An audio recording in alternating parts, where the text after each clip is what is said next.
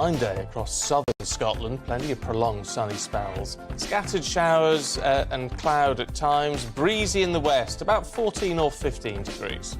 And then in Northern Ireland, dry mostly, with some brighter spells, but rain approaching from the west later. Breezy again, particularly at the coasts, and a maximum temperature of 15. So a band of heavy rain and strong winds moving in from the west, staying mostly dry elsewhere. And that's your weather today.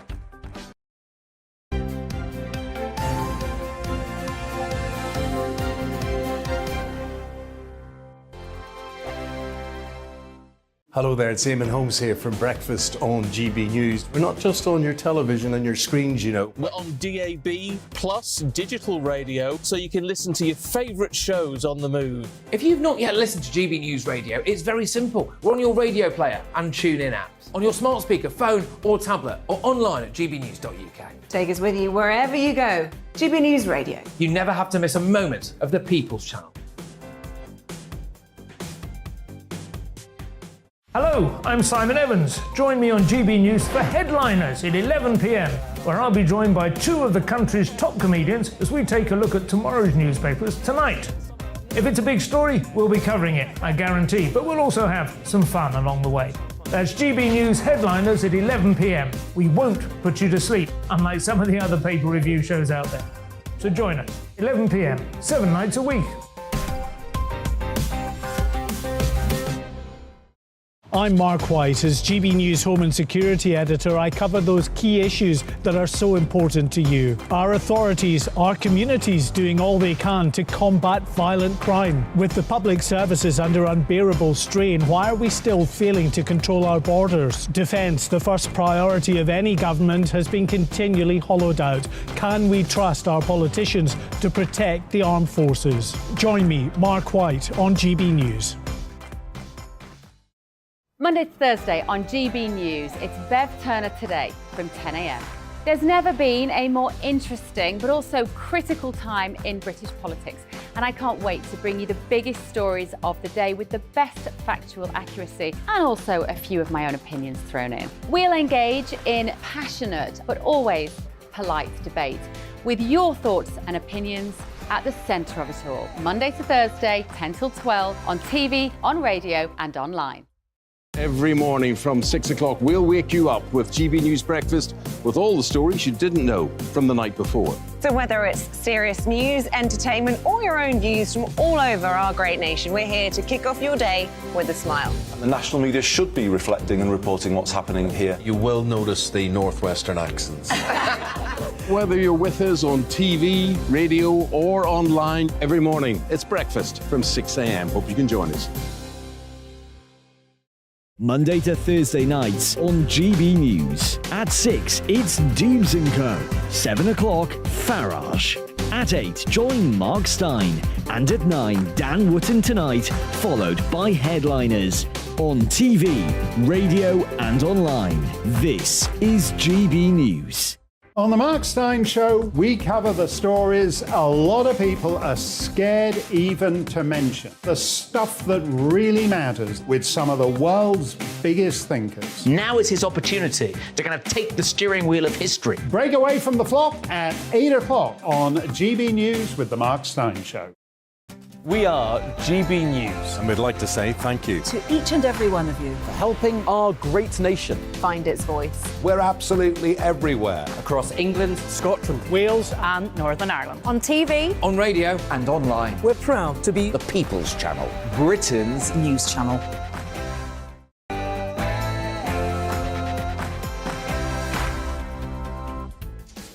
good morning. You're watching and listening to GB News on your TV, radio and online. I'm Emily Carver and today I'm joined in the studio by Paul Embry. Coming up on this Remembrance Sunday special of The Political Correction, we will be honouring the armed forces and their families from Britain and across the Commonwealth and remembering the brave men and women who have lost their lives defending our freedom and protecting our way of life. But on top of that, as always, we will be dissecting the biggest stories from the past week in politics and looking ahead to next week's agenda too. We've got the autumn statement coming up next week. On Thursday, Chancellor Jeremy Hunt has said this morning that everyone will be paying more tax. Does he risk clobbering the middle classes too hard? Let me know. Protests yesterday, of course, in Westminster. Many Albanians gathered on Westminster Bridge to protest against what they see as the demonisation of Albanians by the Home Secretary, Suella Braverman. What do you make of that? And with warnings that there could be 3 million delayed operations if NHS nurses go on strike, are we heading towards a winter of discontent? Let me know what you think. Email us on gbviews@gbnews.uk or tweet us at GBNews. But first, it's time for your latest headlines with Polly.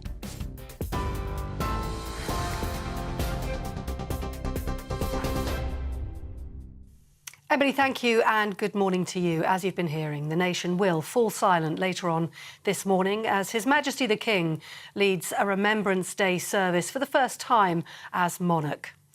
Big Ben will ring 11 times at 11 o'clock to mark the start of the nation's 2-minute silence.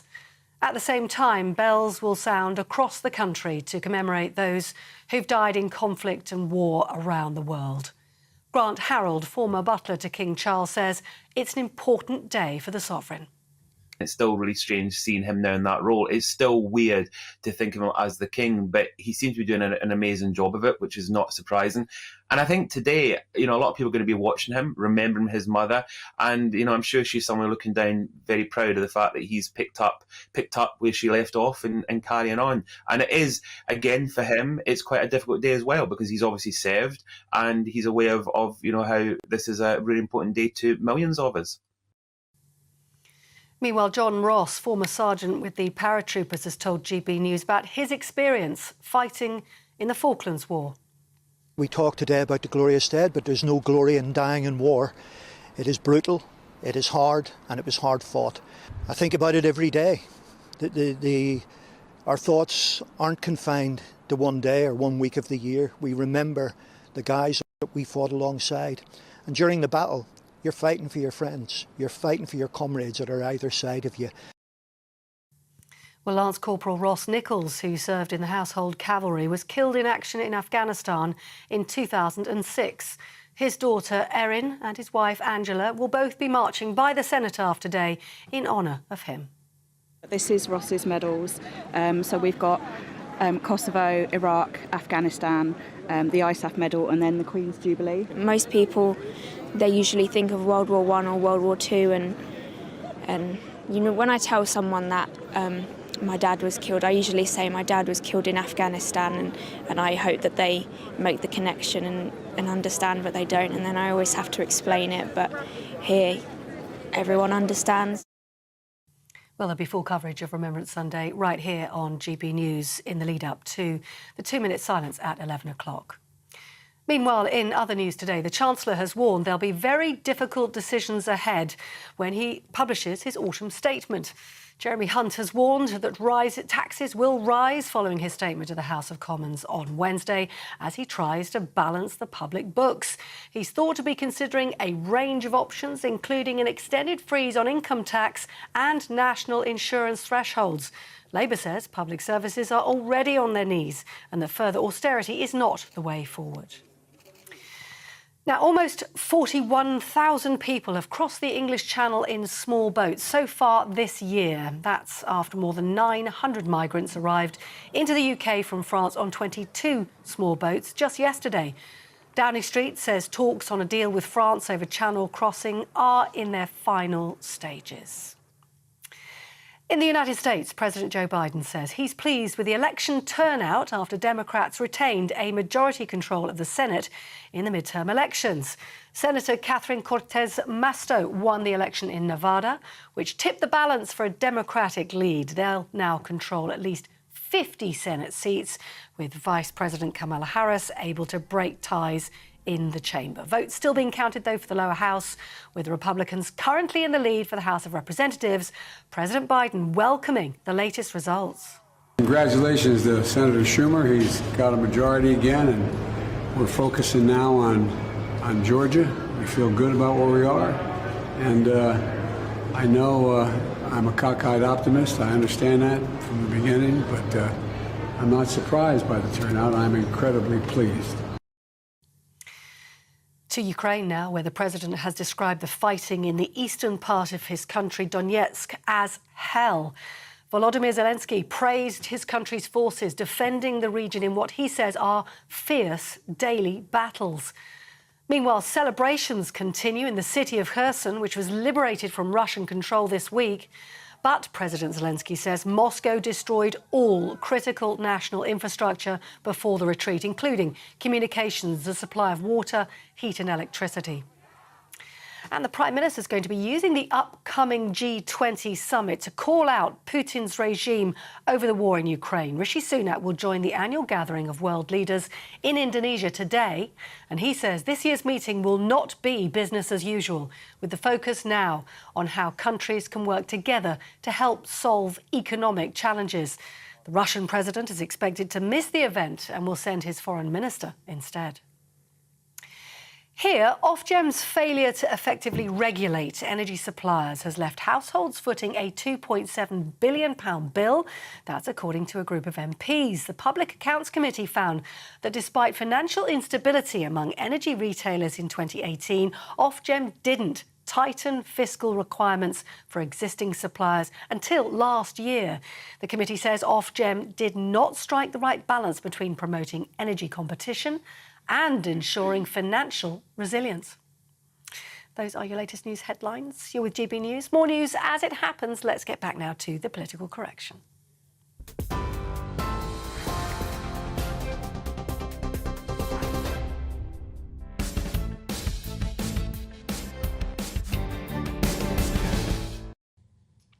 Thank you very much, Polly. So let's start the show today by talking about the importance of Remembrance Sunday. Paul, it's a very, as we saw in the news bulletin there, it's a very personal moment, not only for those who have served, but also their families and loved ones who may well have lost someone in the many wars Britain has fought in. What does it mean to you? Well, I was coming into the studio, Emily, and just seeing the number of veterans who were kind of milling around in London, presumably on their way to the cenotaph. And it just kind of brings home to you, really, the sheer number of families, both now and in the past, who have been affected by war. I mean, there's probably not a family that's been untouched by it in some way.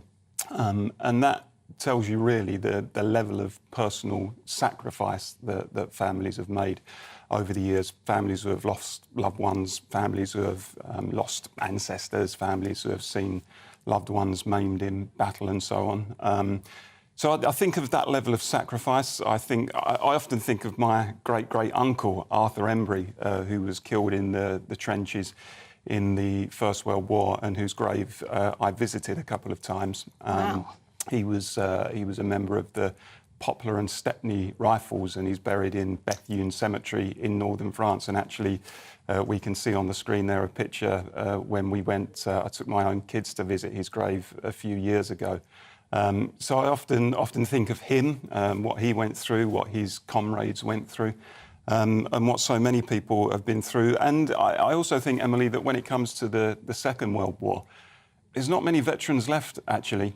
I mean, when you calculate it, to have fought in the Second World War at all, you would have to be at least 95 years of age now. To have fought from the beginning of the Second World War in 1939, you would have to be over 100.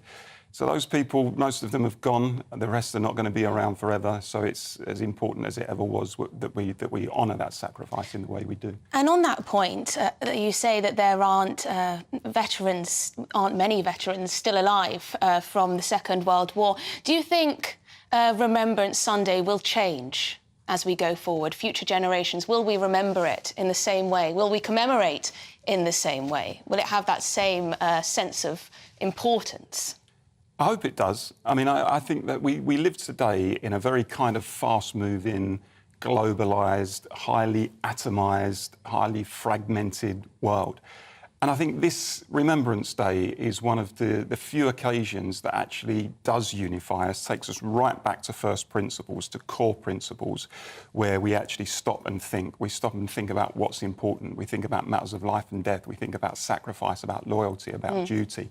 And those kind of values are timeless in many respects.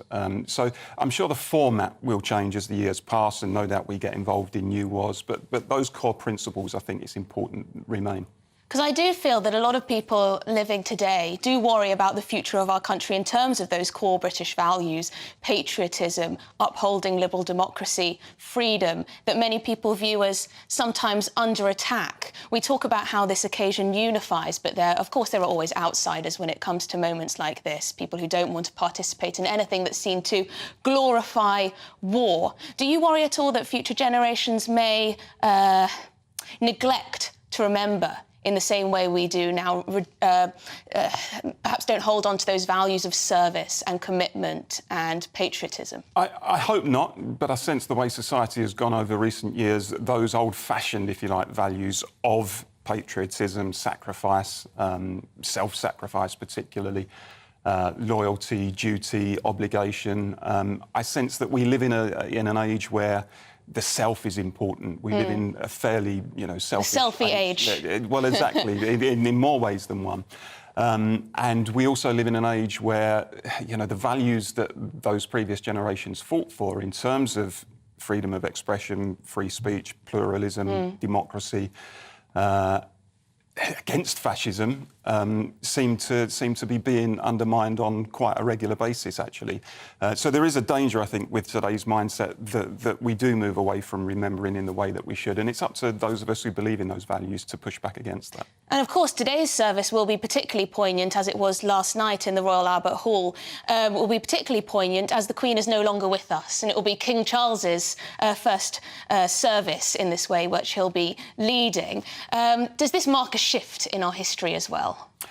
I mean, it marks a milestone. I don't know if it marks an ideological shift particularly, because obviously the Queen, as Commander-in-Chief, had a very close relationship with the military. The military respected her. King Charles himself has served, of course, in the military as a younger man. I think he commanded his own frigate, actually, in the Royal Navy. So he has that intrinsic link with the military as well. Both his sons, of course, have served in the military. So I don't see that changing in any recognisable way soon, and that's a good thing, I think. But it's just another chance to commemorate the Queen, of course, and her magnificent life. I must say, when you mentioned on your travel in that there were servicemen and women, the same on my train from Maidenhead this morning to the studio very, very early. It was quite moving to see how many men in their uniforms were taking that train into London, presumably to take part in the commemorations today.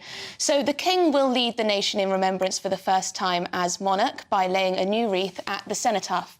Nearly 10,000 people are taking part in the Royal British Legion's march past, paying tribute to Her late Majesty, the Queen. Our royal reporter, Cameron Walker, has more.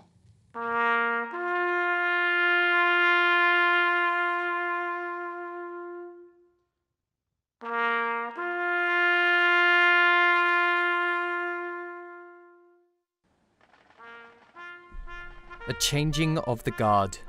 Just 9 weeks after the Queen passed away, King Charles will lead the nation in remembrance for the first time as King. A moving moment, according to royal author Katie Nicholl. I think it will be a really poignant reminder to all of us watching, and particularly to the veteran community, that she's not here anymore. And it will be these moments, these points in the calendar where we're just so used to seeing the Queen. We're going to have to get used to having King Charles instead, and I think Remembrance Sunday is going to be one of those really nostalgic and important moments. The late Queen was the last surviving member of the royal family to have served in the Second World War. Now her descendants will be out in force at the cenotaph to honour the millions who sacrificed their lives for our freedom. A new wreath, its ribbon bearing the King's racing colours, will be laid by His Majesty for the first time.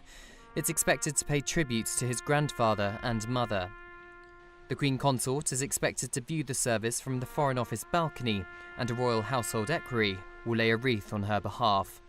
Racing colours inherited from Camilla's grandfather will echo a wreath from a previous Queen Consort, Queen Elizabeth, the Queen Mother. It's the Poppy Factory based in Richmond that has made Their Majesty's wreaths, along with 100,000 others delivered across the country. A nation united in honouring the fallen. Perhaps reflecting his commitments to the Welsh people, the Prince of Wales's wreath bears a new ribbon in Welsh red. It was previously laid by his father, featuring the Prince of Wales's feathers. Buckingham Palace has announced a long list of royals expected to attend the service, including the Princess of Wales, expected to appear on the balcony.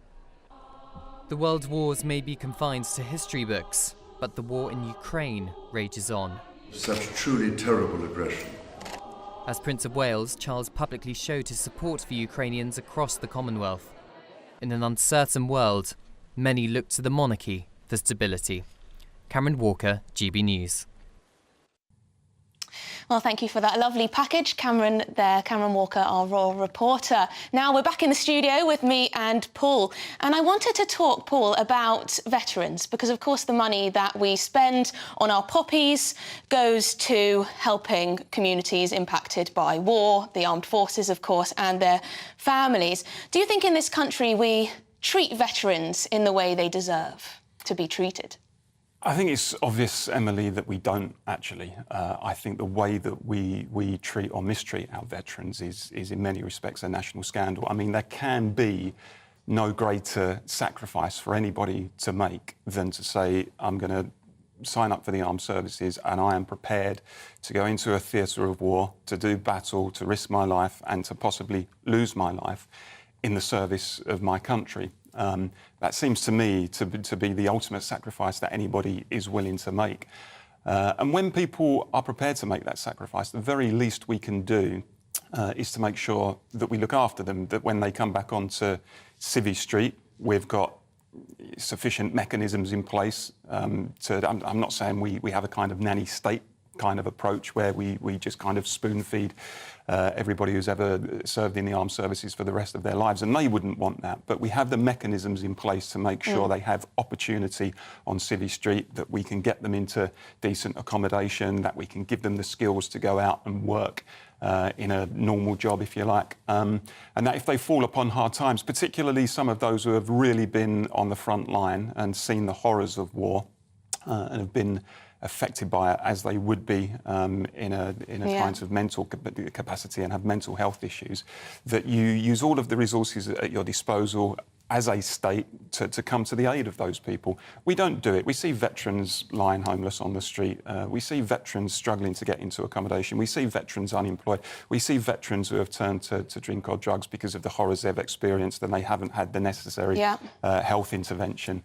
And that needs to be put right. It's something we constantly talk about, but nothing ever seems to change on it. Yeah, I'm sure a lot of our viewers have, a lot of the people at home have views on that, whether we treat veterans well enough. I know there's been quite a lot of anger or frustration, at least, when it comes to seeing the way in which the government is pumping so many millions into housing migrants and asylum seekers and illegal immigrants in this country in hotels, and then they see veterans and servicemen on our streets. And perhaps that's perhaps we shouldn't be drawing that comparison, but it is stark. It does seem that we have accommodation available when it comes to housing those who have crossed the Channel, but then not when it comes to some people who have served this country. I mean, I don't think it should be an either-or. I mean, I've been very critical of the government's approach to migration policy, the complete breaking down of the system, the fact that we've completely lost control of numbers. That said, the reality is, you know, migrants are human beings. When they're here, you can't see them on the street. It would be a fundamentally, I think, uncivilised thing to do. I think you need to give them decent accommodation. You need to give them food and clothing and so on. So I don't think we should necessarily counterpose the way that we treat migrants with the way that we treat veterans. I think people are human beings and you treat them as human beings. But certainly in the case of veterans, the people who, as I said earlier, are willing to make that ultimate sacrifice. The way we often turn a blind eye to them and neglect them in later life when they really need the protection of the state and the protection of the local community is a national scandal, I think. Yes, it does sometimes seem that our priorities can get a little bit skewed. Anyway, we're going to now go to our Raw reporter, Cameron Walker, who is at Horse Guards Parade. Good morning, Cameron. What's happening where you are?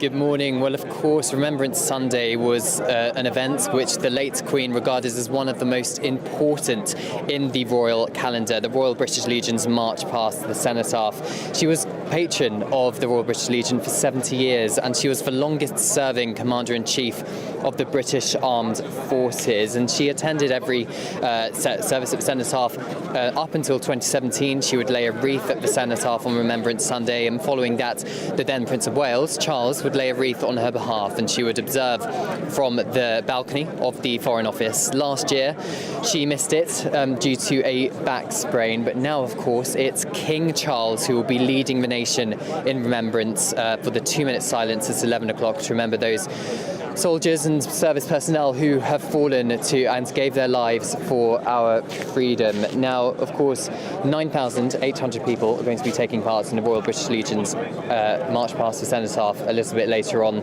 today, from 300 separate different organisations, all honouring the fallen, all remembering those who have given their lives in the service of their country. The Royal British Legion is the UK's largest charity dedicated to supporting the needs of armed forces personnel, as well as, of course, their annual well-known poppy appeal. I'm wearing one here, as are several thousand people here who have gathered, members of the public behind me up on Whitehall and here at Horse Guards Parade, where I am. As I mentioned, His Majesty the King is going to be laying a wreath for the first time as sovereign. His wreath has his racing colours on, and it's going to perhaps pay tribute to his mother, Queen Elizabeth II, and his grandfather, King George VI. For the first time, the Queen Consort Camilla is also having a wreath laid on her behalf, and Eccry is going to be laying it on her behalf. And then, of course, at 11 a.m, the nation will fall silent to remember those who have given their lives for this country. Thank you very much, Cameron. That was Cameron Walker, our royal reporter here at GB News. So, coming up after the break, we will be discussing the much-anticipated autumn budget, so don't go anywhere.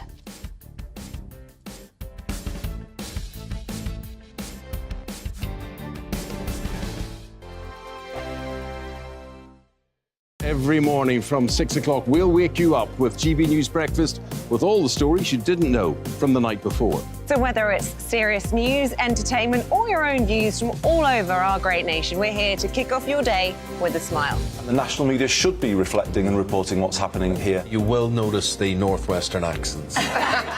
Whether you're with us on TV, radio, or online, every morning, it's breakfast from 6 a.m. Hope you can join us.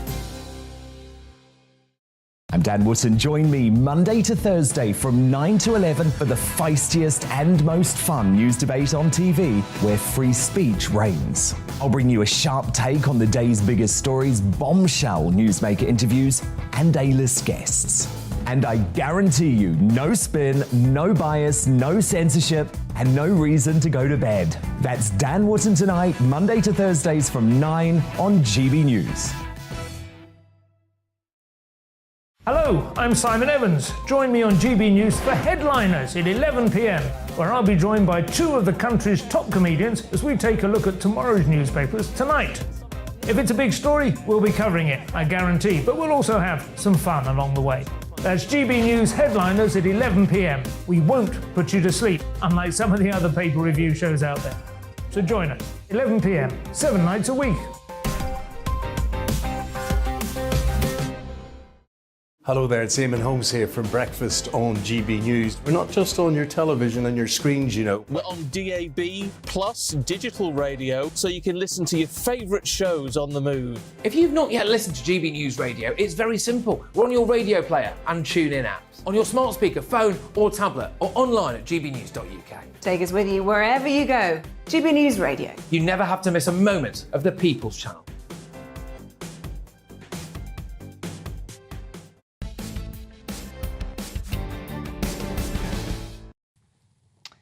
Now, Jeremy Hunt has warned of a tough road ahead after Britain's economy shrank in the 3 months to September, in what is expected to be the beginning of a lengthy recession. Now, while the rest of Europe is suffering from similar downturns, Britain is also the only G7 economy where quarterly GDP remains below pre-COVID levels. It's expected that Hunt will introduce brutal cutbacks paired with tax rises in order to cope with Britain's spiralling debt crisis. Joining us now to discuss the budget further is Chief Economic Advisor at the Centre for Economic and Business Research, Vicky Price. Hi, Vicky. May I ask you a question just to set things out? We've heard about this fiscal black hole. How do we get to this figure of 50 to 60 billion pounds? And can one challenge that amount, or is that set in stone? It's not set in stone, and we don't really know where this 50 or 60 billion pounds black hole has come from, frankly, because if you just look at what's been happening over the last month or two, we had the mini budget of September the 23rd. That had unfunded tax cuts of about 45 billion. Most of that has been reversed already, so 35 billion roughly of that is now being saved. So you would imagine that on that basis you just have 10 billion to find, possibly. In addition, what has happened is that the electricity price freeze, which was supposed to be almost never ending. So we had 2 years of this freeze at the price of £2,500 per average household. Well, that is now going to be only 6 months. It had been estimated that that would cost hundreds of billions, possibly, depending on what would happen to the gas prices, of course, and electricity prices more generally. But that is now just for 6 months. And also similarly, of course, for businesses, which was going to be 6 months anyway, but it was going to be reviewed. So there could be something more that comes in terms of support. So we have to assume that that would be the case. But it is unlikely it's going to be the open-ended support, more or less, that was promised at the time. So you could argue there isn't any real fiscal hole there. But I think what the government is trying to do is ensure that the capital markets, which had been quite frightened at the time of the mini-budget, now see a plan ahead in terms of how we can get back to possibly the debt to GDP ratio coming down at some point, which could be in 3 years' time, which is one of the fiscal rules that has been around for ages but hasn't actually been met yet for quite some time. And we might actually get a 5-year period during which you need to do it. Anything that gives some guarantee that this sort of move towards fiscal prudence again is going to be pursued. It's going to be good news for the markets. But in terms of what type of hole it is that we're trying to fill in, then frankly, loads of us are agnostic about it. Now, Vicky, quickly before I bring Paul back into the conversation, we've seen how Liz Truss's budget was treated by the markets. Very much too fast, too much too fast was the verdict, it seemed, the consensus verdict on that budget. Are we at risk of going too far the other way? I mean, the papers have been covering all sorts of reports, all sorts of leaks from government that taxes are going to be going up across the board, that everybody, this is what Jeremy Hunt has said himself, everyone will be paying more taxes. Are we at risk of clobbering the middle classes so much with tax rises that we end up having a longer, deeper recession as a result? We are, and I think there is a danger that we might overdo it, particularly since interest rates are also going to be going up. Now, the question, of course, is what type of economy we're going to see in the future, because up to a point, if the economy slows down, as it's already doing, you tend to collect a little bit less in terms of revenues. So that's going to have to be fitted into the forecasts that are out there. But yes, there is that danger. Now, what we probably are going to see, nevertheless, is that benefits are going to be going up in line with inflation. We're probably going to see the triple pension lock still being maintained. So that's going to increase the spending, if you like, that the government needs to make. So that's going to be a sort of positive contribution as well to individuals. On the other hand, the most likely scenario in terms of tax increases is going to be just the freezing of allowances. It's a stealth tax, but as Jeremy Hunt's been saying, he's going to be open about it because quite often nobody talks about it. So if you freeze your personal allowances, you get many more people, millions more, starting to pay tax for the first time, and millions more paying tax at the higher rate. And if you adjust also the higher rate tax, the very high rate, the 45p one, to perhaps start a little bit earlier, then you hit those at the higher end, but nobody probably is going to complain too much about that. So if you do it that way, then perhaps you're not having quite the impact, the negative impact you would have otherwise, but it is still going to be an impact without any doubt. Thank you very much, Vicky. That was Vicky Price, Chief Economic Advisor at the Centre for Economic and Business Research. Thank you very much for joining us this morning. Paul, it does look like it's going to be pretty brutal for a lot of us. A lot of working people are going to be asked to pay more and more of their hard-earned money in tax. Is that fair? Well, I think, and Vicky touched on it, at a macroeconomic level, I think the government is about to get it completely wrong. You cannot cut your way out of a recession. That was a lesson. So you're referring to the public spending cuts that we're likely to see? Certainly the public spending cuts. I think also the increases in interest rates. I think the increases in personal taxation, particularly for people at the lower end of the income scale.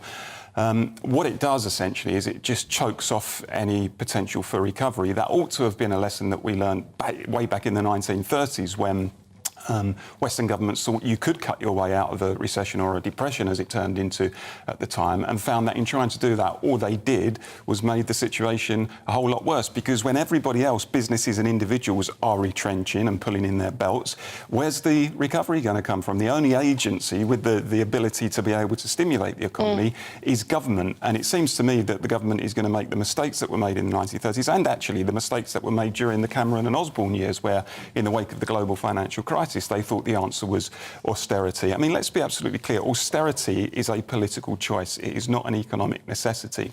And my fear is that by imposing some of the so-called remedies that Jeremy Hunt is about to, he's going to make the recession, as you mentioned, he's going to make the recession longer, he's going to make it deeper, he's going to make any chance of a recovery less and less, and a whole lot of people are going to suffer for it. Now, I'm all for the government making efficiencies. When it comes to government spending, I am sure there is huge amounts of money that could be saved in efficiencies in our public sector across many of the departments. I believe he's going to be ring-fencing at the NHS. The NHS is always ring-fenced. That's a budget of £170 billion annually now. That's a huge amount of money. And I think nurses, doctors, etc. are within their rights to be saying, hang on, why isn't more of that going to frontline staff rather than self-serving bureaucracy in many cases? But I would take you up on the interest rates, because interest rates have been abnormally low in the last 10, 15 years. And the Daily Express today was saying how Rishi and Hunt are bringing back Thatcher economics. God forbid. God help us, Emma. But when Thatcher was around, interest rates went up, and that brought inflation under control. So I think it is a necessity, perhaps, for interest rates to go up in order to get that inflation under control. I disagree, because where is the current spate of inflation? We've been running off cheap debt for so long. Well, the problem is, where is the current inflation coming from? It is not coming from wage claims. I mean, wages in terms of rising, the rises over the last decade or so have been paltry. We are not seeing wage-led inflation in this country. The inflation we're experiencing at the moment has largely come about, as we know, as a result of the war in Ukraine, and also the opening up of the economy after the pandemic and the impacts of global supply chains and that kind of thing. So the idea that in order to overcome that inflation, you go to some of the poorest people in our society, or people on the minimum wage, or people on an average wage, frankly, and say, actually, you have to pay more tax, or your interest rates are going to go up, and therefore your mortgages are going to go up, and, you know, in some cases by £200 or £300 or more a month, or that you're going to have to suffer wage restraint if you work in the public sector, or your public services are going to have to be slashed. I think the idea that that is going to counter the current issue of inflation is not borne out by the facts. But it sounds a bit of cakeism here, Paul. You know, no public spending cuts, no tax rises on working people. Where are we going to get all this money from? Or are you an advocate of just printing more money? Well, I think there's an argument to say, actually... Which is why we're in this mess. No, I don't think it is. I don't think it is. I think there's an argument to say that there is no intrinsic reason why any sovereign currency issuing government should be short of money. Look at what happened during COVID, during the furlough scheme, for example, and bailing out businesses and individuals. And I wasn't opposed to the furlough scheme. I had issues with lockdown. I wasn't opposed to the furlough scheme once lockdown was enacted. But isn't it funny how we were suddenly able to find billions just But we weren't. Now we're being hit hit with the bill. That's the problem. Well, are we being... That was one of the massive reasons why I was always sceptical of the lockdown, you know, because we were worried. I mean, the truth is, are we actually being hit with the bill? We're constantly told that future generations are going to have to pay our debt. Now, the reality is, actually, even since the Second World War. You look at the debt we accrued in this country since the Second World War.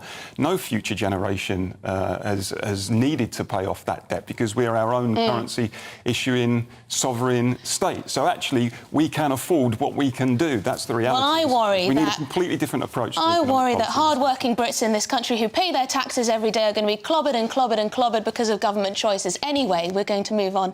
The King will lead the nation in remembrance for the first time as monarch by laying a wreath at the cenotaph.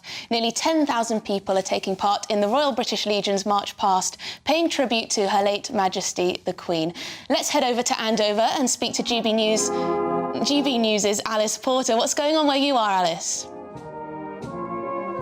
Hello there, good morning. Well, you can probably hear from the beautiful music around me that in about 10 minutes a special service will be held here. There's been a service taking place at St Mary's Church behind me, and this is very much a local event when about 3,000 people from the Andover area will be here coming to pay their respects. Andover has very strong links to the military. In fact, the Army headquarters are based here at Marlborough Lines, and the headquarters, the airfield itself, dates all the way back to World War I, and in fact during the Battle of Britain in World War II the airfield was in fact attacked a number of times and a number of people were killed.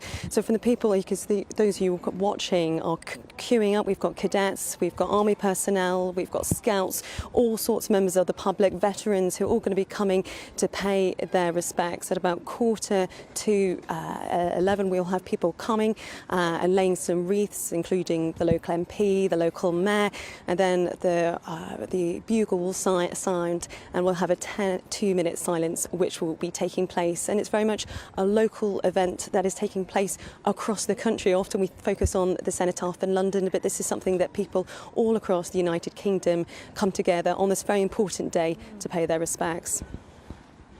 Thank you very much, Alice. That was Alice Porter, GB News reporter there from Andover. Now, coming up after the break, we'll be joined in the studio by GB News political reporter Catherine Forster to look back on the week in politics, so please don't go anywhere.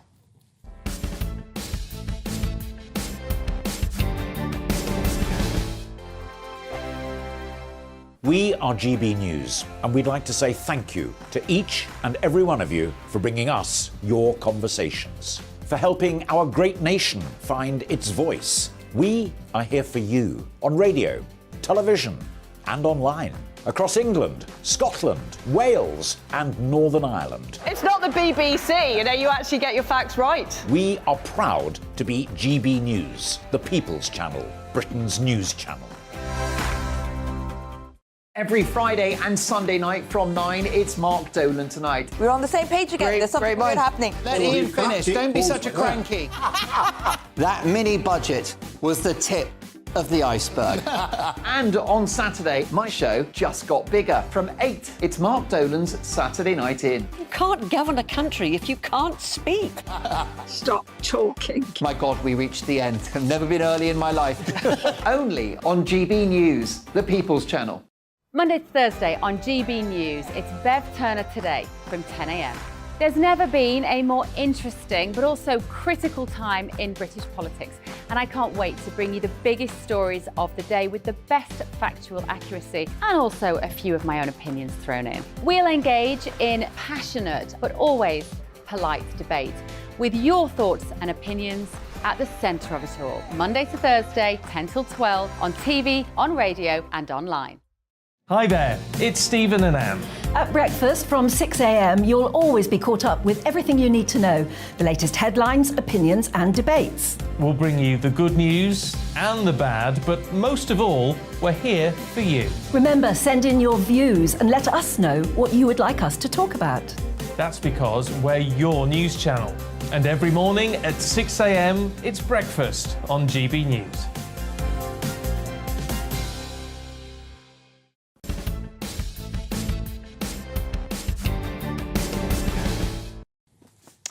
Welcome back. Now, lots of you have been getting in touch this Remembrance Sunday. We have Colin.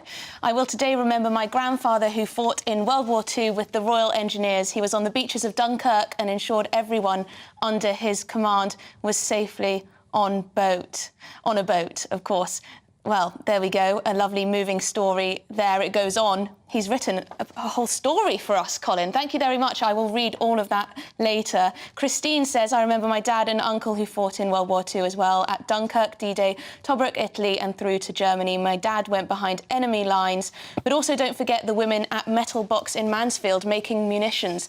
They listened to workers' playtime when occasionally Lord Haw, the traitor, broke through to tell the women that Germans knew where they were in Rock Valley and that the Metal Box clock was 5 minutes fast, sometimes slow, etc. It terrified them, but they carried on working. We do often forget all the women that served quite the purpose during the war years. Yeah, and you know, also people on the home front, the women in the factories, the Bevin boys, you know, the people who, the young lads who were old enough to go to fight, but they were needed in the coal mines in order to be able to power the country during those years.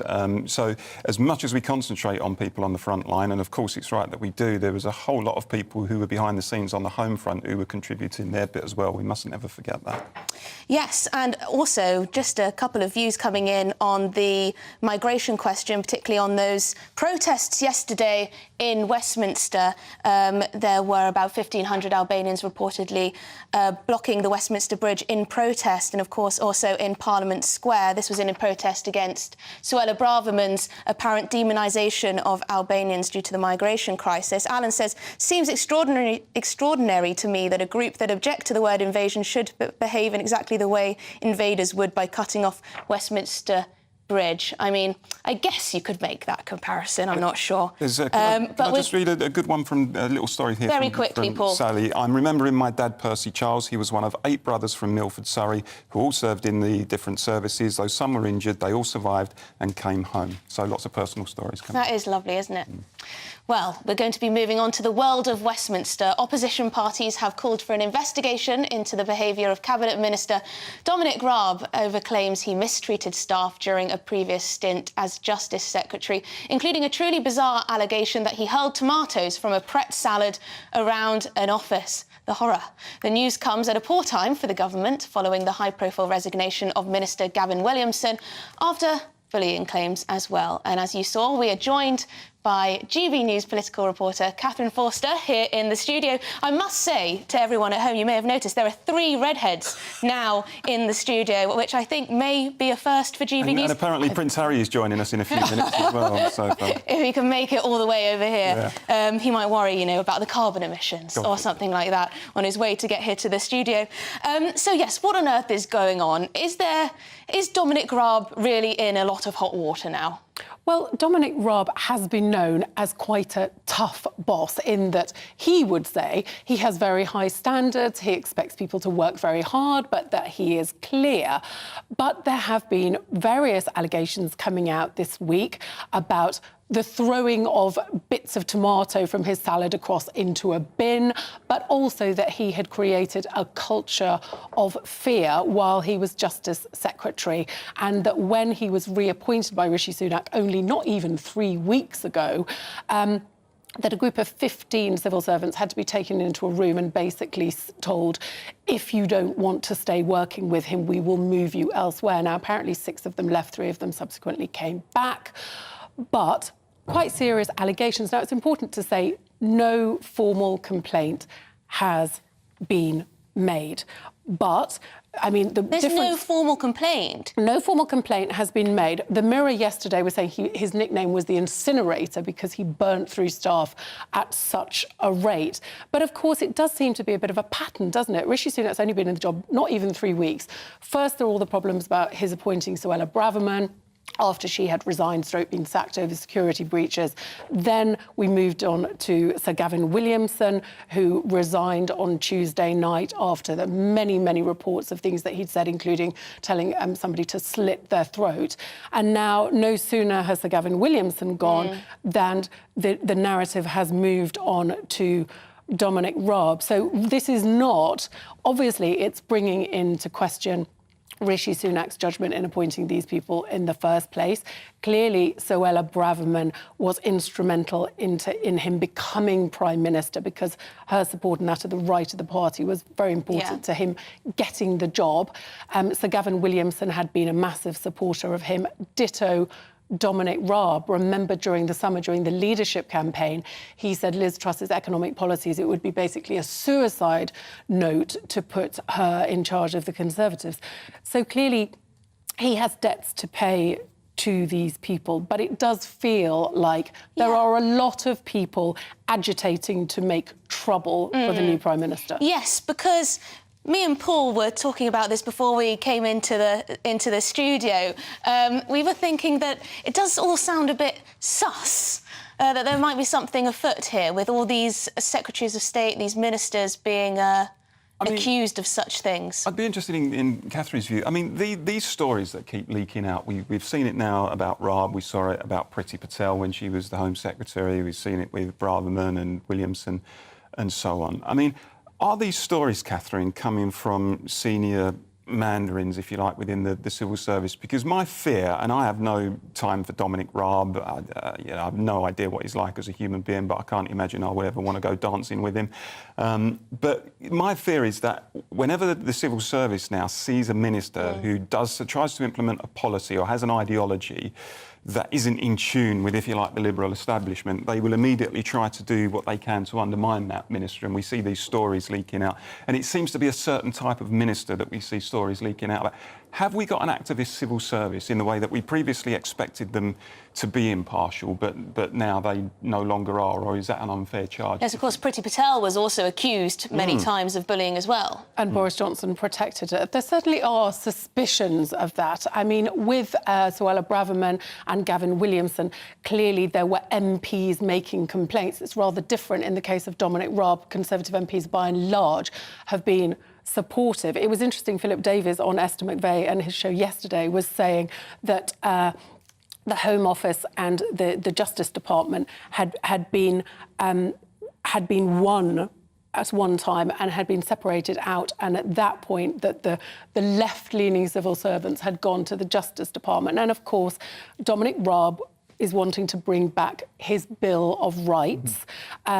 He wants to make it that European law cannot supersede British law. That's one of the reasons, of course, that the Rwanda plan has been scuppered, because it did ultimately make it through the British cause and then was stopped at a European level. Now, Liz Truss had abandoned that plan because it's going to be obviously extremely difficult to get it through, and especially to get it through the Lords.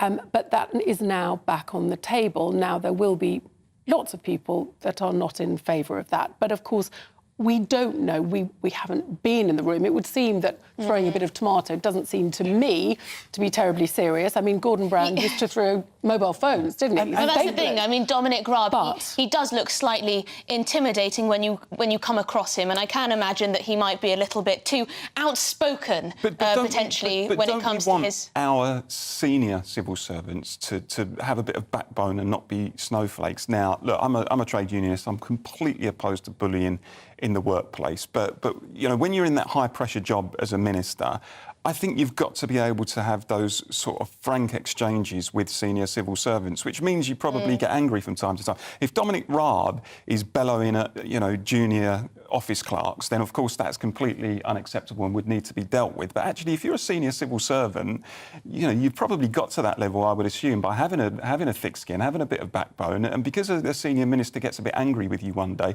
you really need to take a route out. You really need to take respite that concern. Also, I do think that it isn't a conspiracy to say that a lot of civil servants, including very senior civil servants, as we were saying, hold completely different views on what good policy might look like, be it in the Home Office or in the justice system or in the Foreign Office and so on. And that must have something to do with the way that these stories get leaked.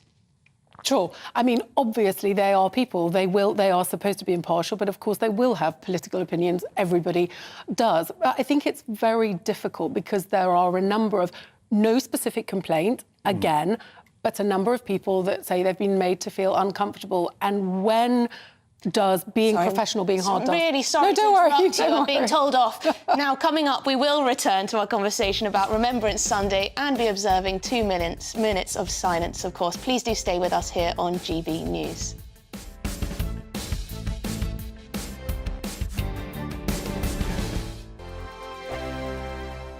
Monday to Thursday nights on GB News. At 6, it's Deems & Co. 7 o'clock, Farage. At 8, join Mark Steyn. And at 9, Dan Wootton Tonight, followed by Headliners. On TV, radio and online, this is GB News. Join my show Farage, 7 p.m. till 8 p.m. Monday through Thursday, and there you will get opinion, analysis, debate, and I'll cover stories that nobody else dares to touch. You've been cancelled. Join the club. Oh my goodness me. And then for the last 15 minutes, Talking Pints. We're over a drink. We have a civilised conversation with someone. We very often disagree, but we do it in a grown-up way. Come and join me on Farage. We are GB News. And we'd like to say thank you To each and every one of you. For helping our great nation. Find its voice. We're absolutely everywhere. Across England, Scotland, Wales and Northern Ireland. On TV. On radio. and online. We're proud to be The People's Channel. Britain's News channel. On the Mark Steyn Show, we cover the stories a lot of people are scared even to mention. The stuff that really matters with some of the world's biggest thinkers. Now is his opportunity to kind of take the steering wheel of history. Break away from the flock at 8 o'clock on GB News with the Mark Steyn Show. Hello, I'm Michelle Dewberry, and you can join me every weekday 6 till 7 on Jubes and Kerr. Me and my panel will get stuck right into the day's events, and I can tell you, in fact, I can warn you, expect some robust debates, some strong opinions and perspectives from both sides of the fence. It's about you at home as well. I love to read out all of your comments, or at least as many as I can. So join me, Michelle Dewberry, Monday to Friday, 6 till 7 on Jubes and Kerr.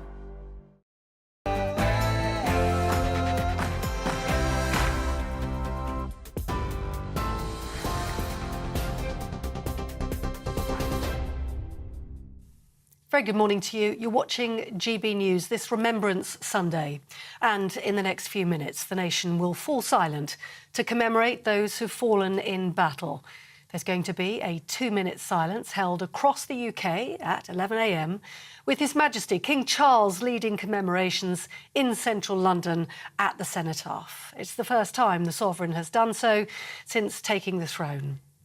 Well, let's show you then the scene now in central London with serving personnel and veterans forming along Whitehall.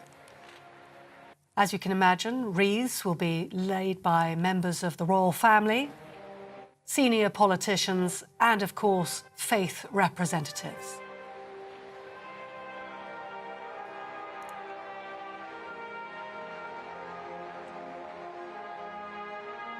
You're looking now at the doors of the Foreign and Commonwealth Office, just near to the Cenotaph in central London.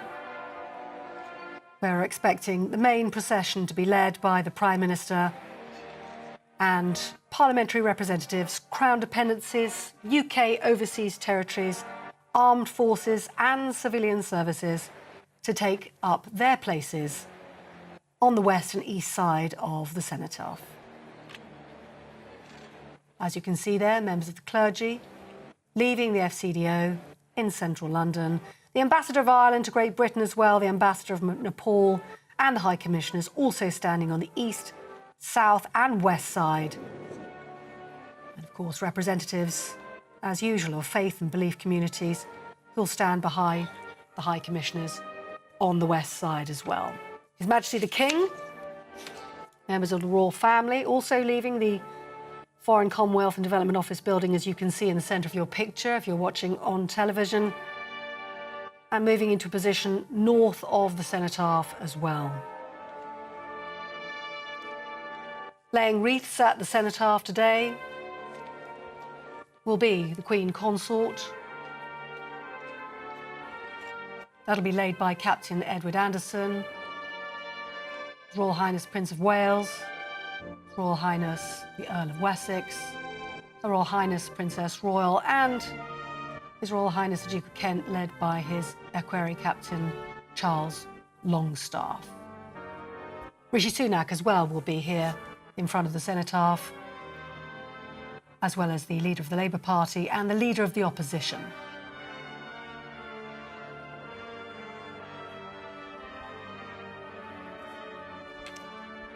Our reporter Cameron Walker is there for us outside the cenotaph.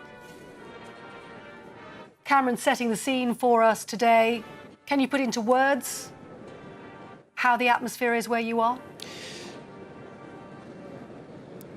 Good morning, Polly. It is certainly a poignant atmosphere here at Horse Guards Parade. Of course, the late Queen regarded Remembrance Sunday as one of the most important events in the royal calendar. And now, as we know, it's King Charles leading the nation for the first time as sovereign in remembrance of those who have given their lives, sacrificed their lives for our freedoms here in this country.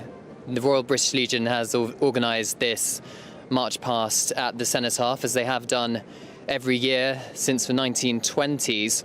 9,800 people are marching past the cenotaph today from 300 separate organisations. Now, originally when this first started, it was very much honouring those who had fallen during the First World War and the Second World War, but now it's very much encompassing all of the conflicts which have gone since. Of course, it's the 40th anniversary of the Falklands War this year, so particularly poignant moments for those veterans.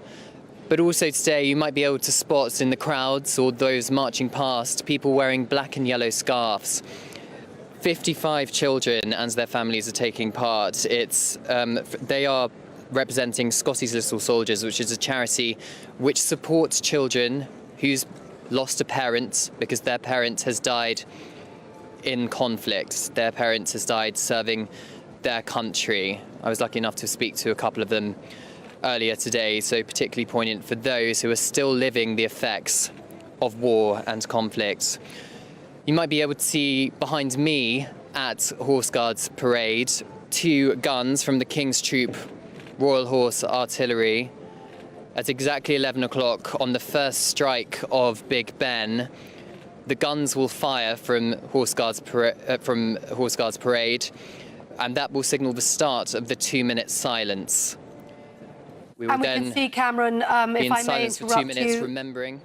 Senior politicians coming into view for those watching on television. We can see there the Right Honourable Rishi Sunak MP, of course, the Prime Minister on behalf of the government. Sir Keir Starmer as Leader of the Opposition. Right Honourable Ian Blackford MP on behalf of the SNP and Plaid Cymru. Right Honourable Sir Davey, Leader of the Liberal Democrats. We can also see there on the left of picture Right Honourable Sir Geoffrey Donaldson MP, Leader of the Democratic Unionist Party and Leader of the DUP in the House of Commons, and the Speaker of the House of Commons as well, Right Honourable Lord McFall. So, senior politicians there. You can see the former Prime Minister Liz Truss just over the right shoulder of Sir Keir Starmer, and indeed former Prime Minister Boris Johnson. And we can see next to him former Prime Minister Theresa May, and the Prime Minister before that, Right Honourable David Cameron, to her left. So, senior dignitaries and politicians lining up, joining the 10,000, Cameron, we understand, members of the public attending today's Remembrance Sunday service. This means so much to the country, doesn't it? It certainly does. 9,800 people involved in that Royal British Legion march past at the cenotaph, which will follow the 2-minute silence at 11 o'clock. And the King will be laying a new wreath for the first time, paying tribute, we believe, to his mother, her late Majesty the Queen, and his grandfather, King George VI. As is tradition, poppies have been mounted on the arrangement of black leaves, and ribbon bearing the King's racing colours are also going to be on his new wreath. And for the first time, a wreath will be laid on behalf of the Queen Consort by her equerry. The Prince of Wales, Prince William, will also be laying the Prince of Wales's wreath for the first time, of course.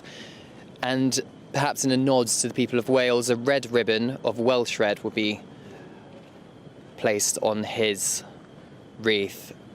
I believe we are expecting imminently members of the royal family to arrive at the cenotaph. And as they do that, Cameron, we can see faith leaders leaving the FCDO in central London, just adjacent to the cenotaph there. Of course, the beginning of that silence will be marked by Big Ben striking 11 times at 11 o'clock. And as we prepare for the nation to fall silent for 2 minutes. Worth noting, perhaps, the bell of Big Ben, St Stephen's Tower in central London, largely silent for the last 5 years as it was repaired in a renovation project. But it was run for events such as New Year earlier on this year and, of course, at the late Queen's funeral. But this is the first time that Big Ben will toll 11 times.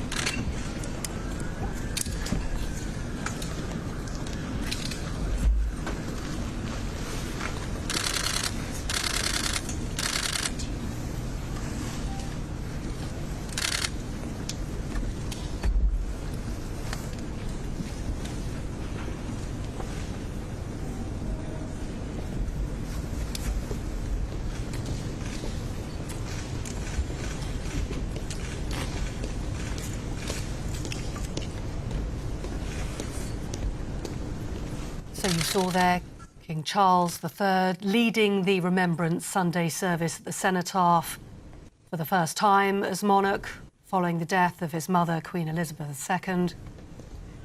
UK falling silent for 2 minutes at 11 as the country paid its respects to those who've fallen in conflict and wars around the world.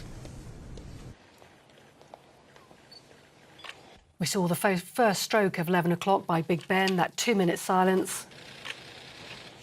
And the firing of the gun from Horse Guards Parade by the King's Troop Royal Horse Artillery. The firing of the gun marking the end of the silence. You're watching on television. You can see there William following in his father's footsteps and laying his wreath at the foot of the cenotaph. Other members of the royal family laying their wreaths as well. We saw there His Royal Highness the Prince of Wales, William. We're also watching His Royal Highness the Earl of Wessex. And just shortly we will see Her Royal Highness the Princess Royal and His Royal Highness the Duke of Kent also laying their wreaths. There's the Princess Royal going to pay her respects at the foot of the cenotaph. Then, of course, we will see the politicians paying their respects as well. If you were watching earlier, you will have seen Right Honourable Rishi Sunak, UK Prime Minister, laying his wreath on behalf of His Majesty's government.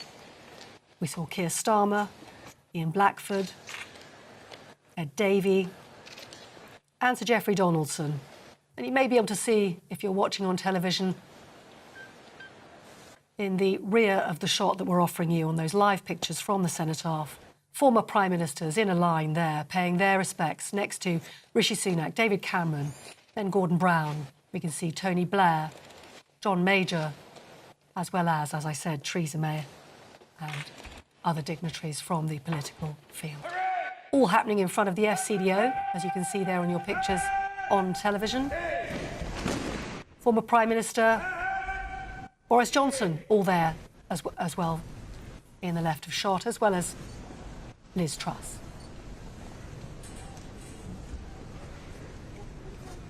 We're expecting the Right Honourable Suella Braverman as well, Secretary of State for the Home Department, to lay her wreath on behalf of her department and the intelligence services. Rishi Sunak now placing his wreath on behalf of the UK government at the foot of the cenotaph as we remember our war dead.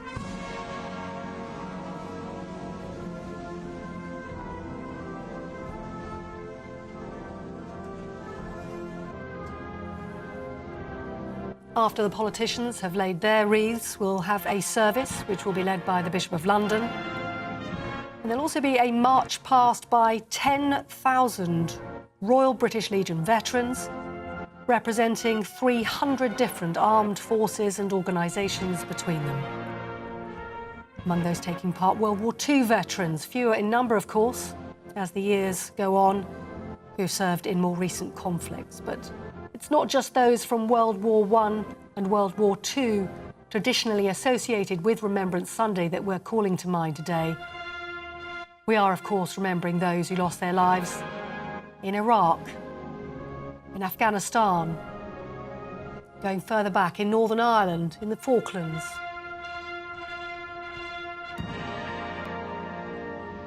And, of course, remembering that it was 40 years since the Falklands War. There will be 400 members of the South Atlantic Medal Association also taking part, as well as the 10,000 expected members of the public lining the route along Whitehall to watch this service.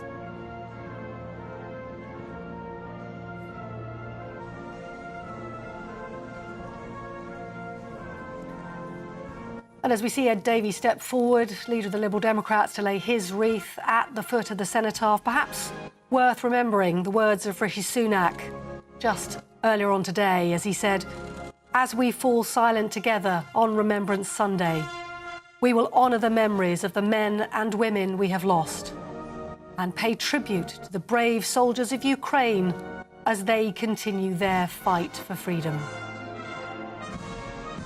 And his words echoed by the Defence Secretary, Ben Wallace, who will also be laying a wreath today, saying Remembrance Sunday is a time to reflect on the sacrifices made by our veterans and service personnel around the world.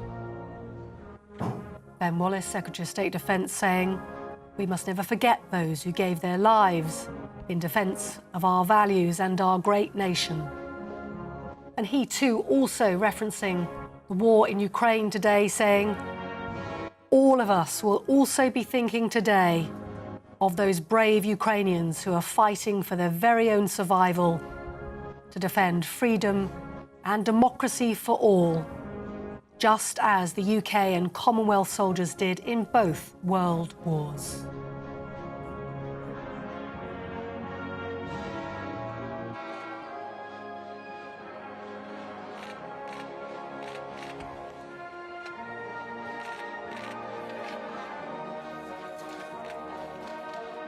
And as we view those pictures in front of the FCDO building opposite the cenotaph,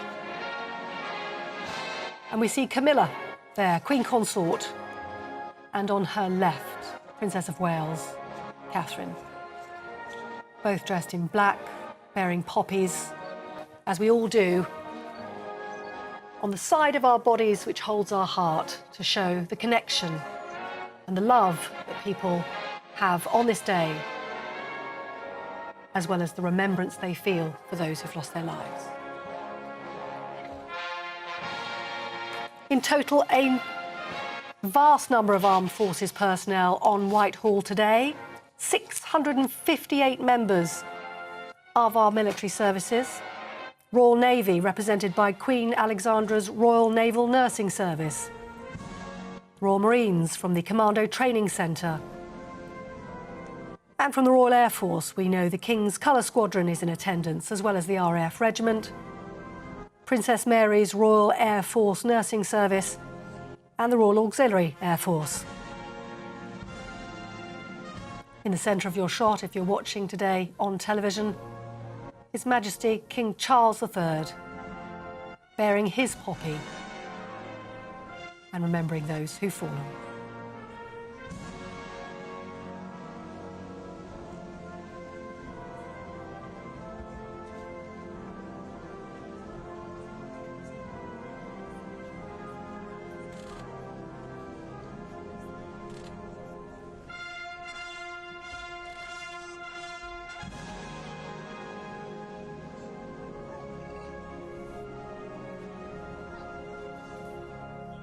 As we look at the faces of politicians in attendance today, worth mentioning the Crown Dependencies and the United Kingdom Overseas Territories will also each be laying their wreaths in one group in a short time, followed by 49 High Commissioners and their representatives who will lay wreaths in 5 groups. They'll place their wreaths in turn at the base of the cenotaph.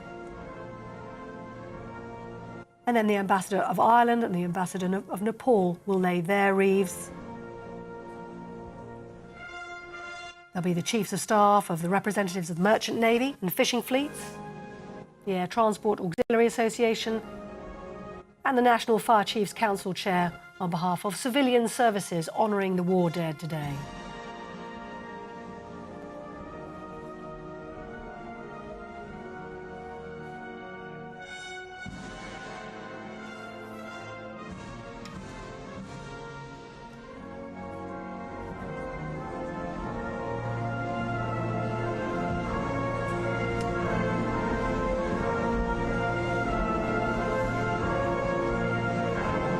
We approach about 11:15 now, watching this live coverage from the Cenotaph in central London on this Remembrance Sunday.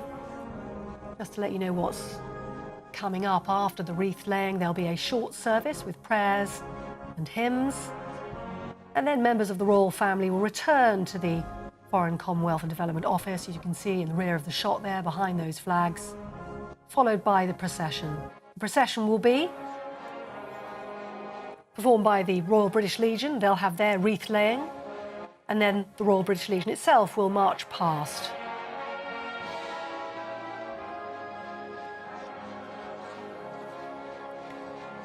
Well, our royal reporter Karen Walker has been watching these pictures and indeed listening alongside us. Cameron, always a sombre moment for the nation to gather together, but As we look at these pictures from central London, also worth reflecting for our listeners on radio that we were showing pictures from the National Arboretum in Staffordshire, as well as those gathered on Horse Guards Parade and in Belfast, but countless towns and villages also, Cameron, across the UK, falling silent for 2 minutes today as the nation comes together to remember its war dead. It certainly is a nationwide day to honour and celebrate our servicemen and women from across the UK and the Commonwealth. Of course, the first time His Majesty the King has led the nation in remembrance as our sovereign. We have just seen in the last few minutes the King and Queen Consort's wreaths and other members of the royal family wreaths laid at the cenotaph.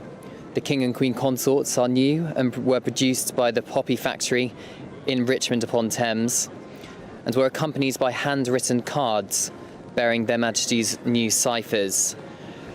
The King's new wreath, which pays tributes to His Majesty's grandfather, King George VI, and Queen Elizabeth II. The poppies are mounted on an arrangement of black leaves, as is tradition for the sovereign, and its ribbon bears the King's racing colours, scarlet, purple and gold. As for the Queen Consort, it's the first time a wreath has been laid on Her Majesty's behalf by an equerry of the royal household. The Queen Consort's wreath bears Her Majesty's racing colours, inherited from her grandfather, and actually echoes a wreath of the previous Queen Consort, Queen Elizabeth, the Queen Mother. We saw the Prince of Wales there laying the wreath of the Prince of Wales for the first time, and it bears a ribbon in Welsh red. It's a new ribbon and perhaps reflects Prince William's desire to pay tribute and signal his commitment to the Welsh people as he gets into his new role. Of course, it's only 9 weeks ago that Her Majesty the Queen passed away and Charles became king and William became Prince of Wales.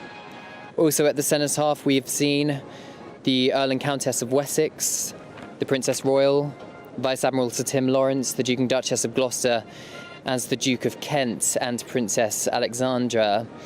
Now, following that short service which Polly has been mentioning, the Earl of Wessex will be making his way over to where I am at Horse Guards Parade, where he will take the salute of the march past of former service personnel, 9,800 of them taking part in the march past the cenotaph later on this morning. Now, the Princess of Wales is on the balcony of the Foreign Office, and if you notice, she has 3 poppies attached to her coat, and it's thought that they represent Kate's great-grandmother and her three brothers. Her great-grandmother's 3 brothers were killed in action during World War I. So perhaps a personal reflection on Her Royal Highness's part today.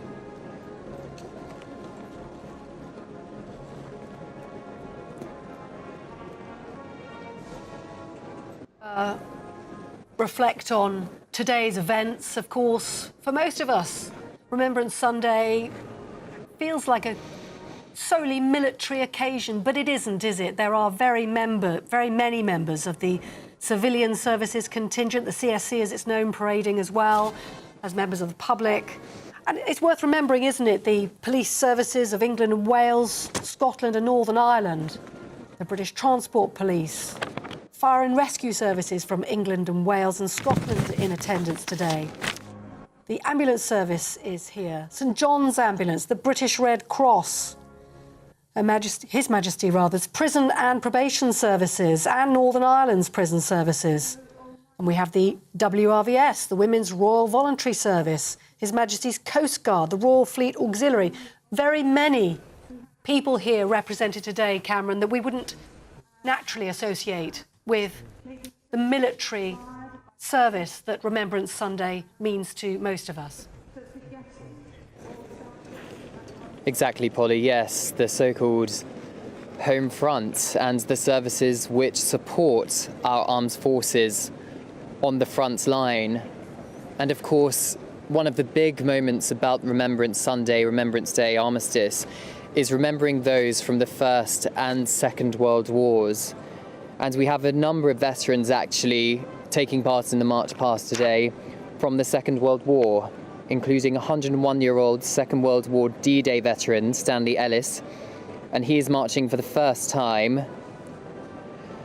He's one of the oldest veterans marching in the Second World War.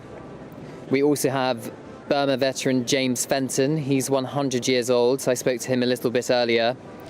And he is marching with the Burma Star Memorial Fund, as well as his Second World War D-Day veterans, 97-year-old Mervyn Kirsch and 97-year-old Stan Ford, who will both be marching actually with the Spirit of Normandy Trust. And this year's marchers have travelled long distances to be here today, Polly. They're not just from the UK or from London, but we have people who've travelled as far as Australia, the United States of America, and Dubai. The largest contingent taking part this year is the South Atlantic Medal Association, with 400 marchers taking part to commemorate the 40th anniversary of the Falklands War.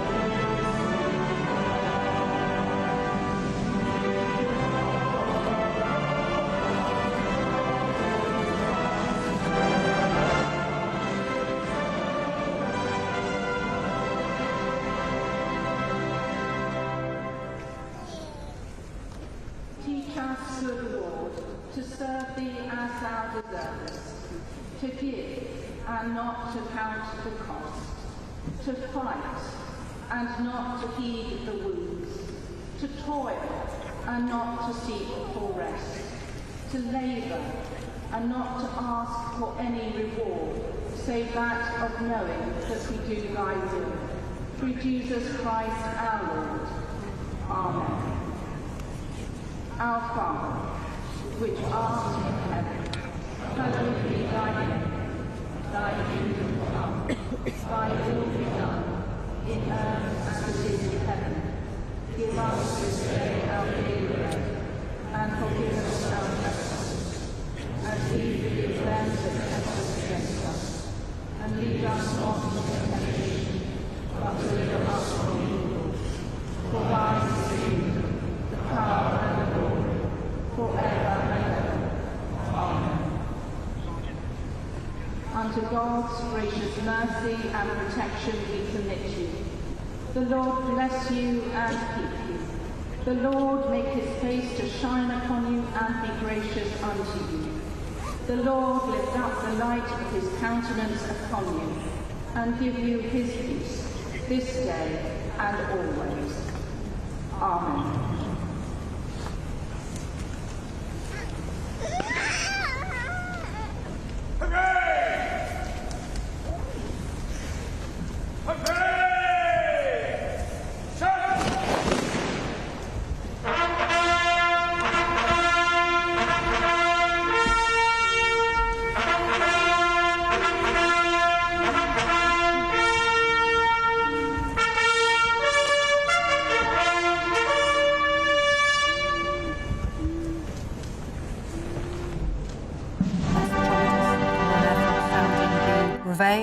Now the national anthem.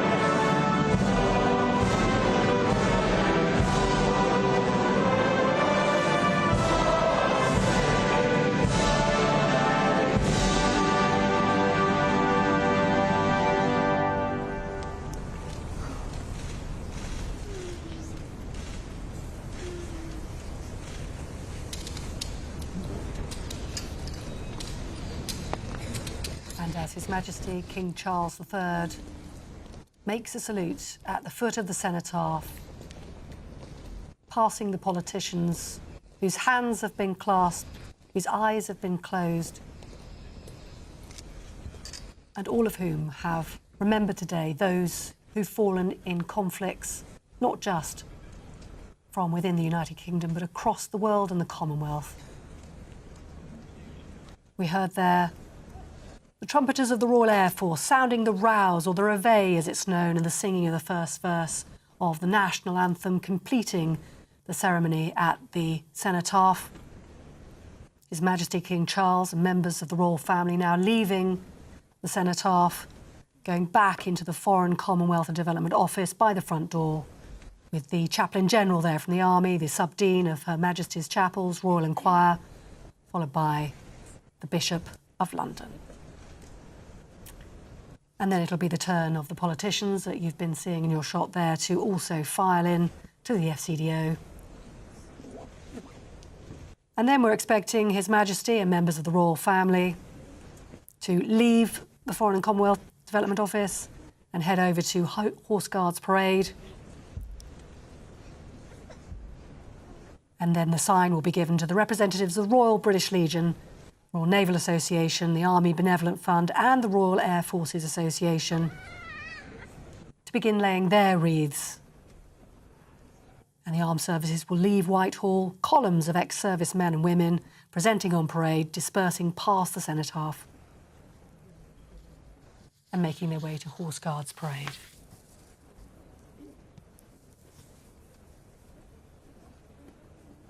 You've been watching live coverage of Remembrance Sunday here on GB News.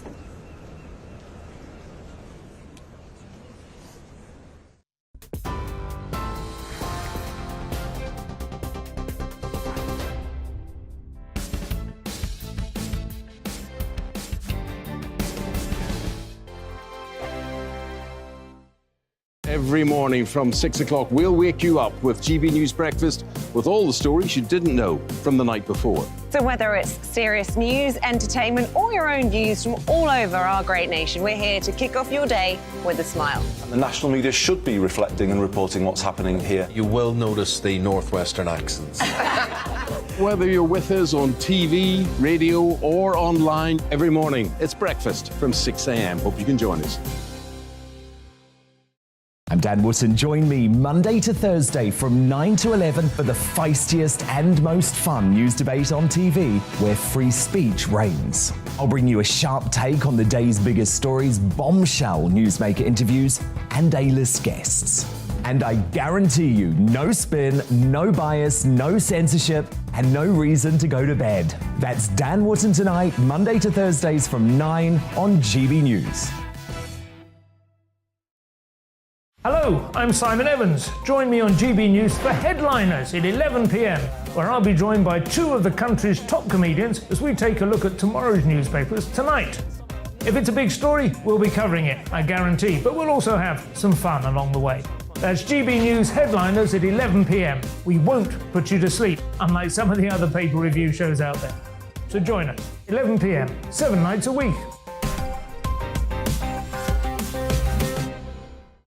Hello there, it's Eamon Holmes here from Breakfast on GB News. We're not just on your television and your screens, you know. We're on DAB plus digital radio, so you can listen to your favourite shows on the move. If you've not yet listened to GB News Radio, it's very simple. We're on your radio player and TuneIn apps, on your smart speaker, phone or tablet, or online at gbnews.uk. Take us with you wherever you go. GB News Radio. You never have to miss a moment of the People's Channel. Join me, Arlene Foster, for the briefing on GB News. Every Friday at 3 p.m, I'll give you all the latest political news and analysis, and we'll have robust live debate. To make sure that you're caught up on all of the biggest issues of the day, we'll bring on experts in their field. I'll ask the questions that you'd like to ask. We're not afraid to tackle discussions from all perspectives, including yours. Don't forget, the briefing with me, Arlene Foster, every Friday at 3 p.m. on GB News. Hello, I'm Alastair Stewart, and I'd invite you to join me at noon on Saturdays and Sundays for Alastair Stewart and Friends.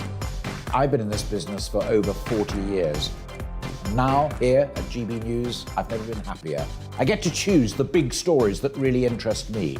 We hear what you have to say, and you hear what I have to say. I really hope you can join me, noon on Saturdays and Sundays.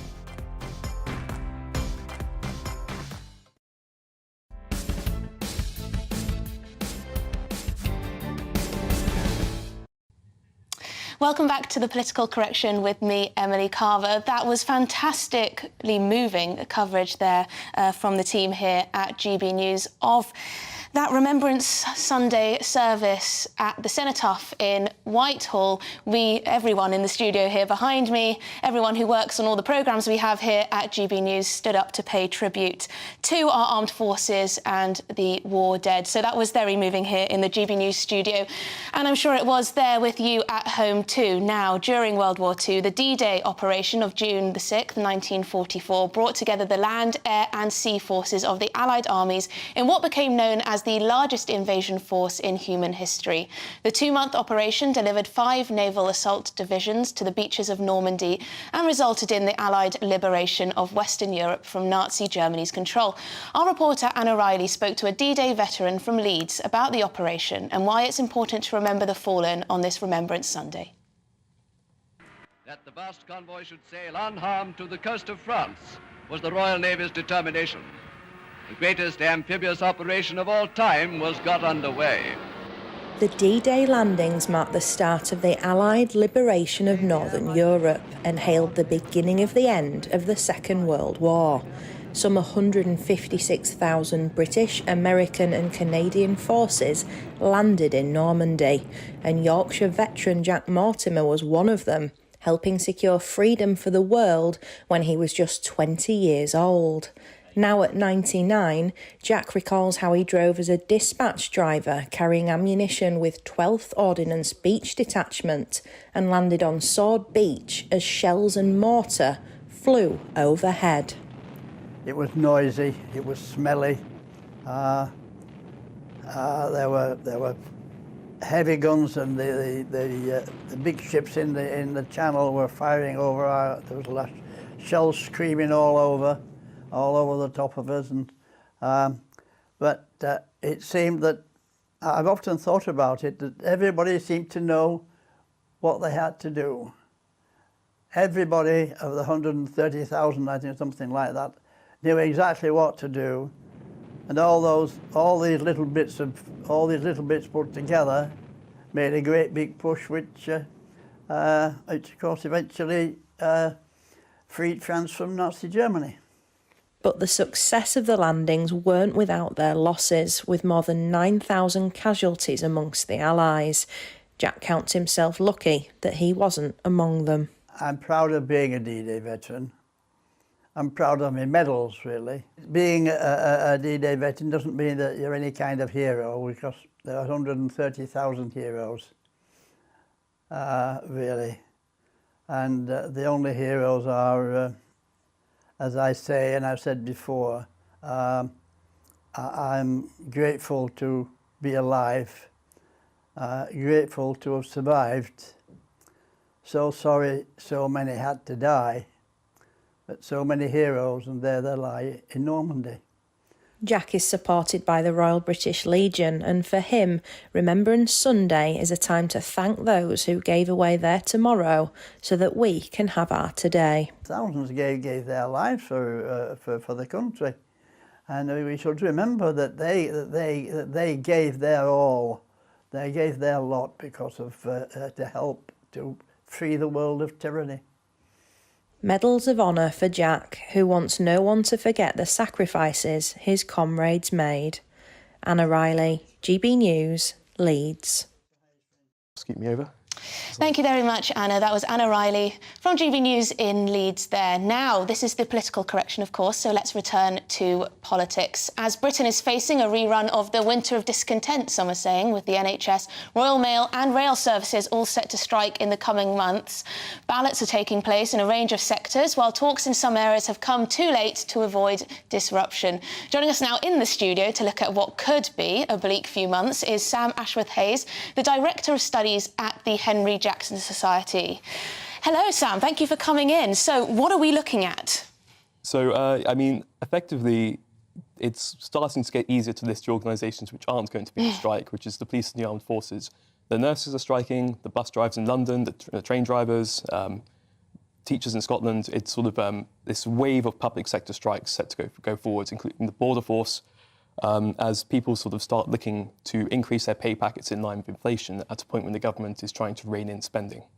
Now, the difficulty for the government is that at the same time as we have high inflation and unions rallying, they are particularly unpopular, if you look at the polling. Now, what can the government actually do? Because I think most reasonable people would agree that the government can't give in to every trade union demand when it comes to pay, however generous they might wish to be with taxpayers' money. So what can they actually do at this point?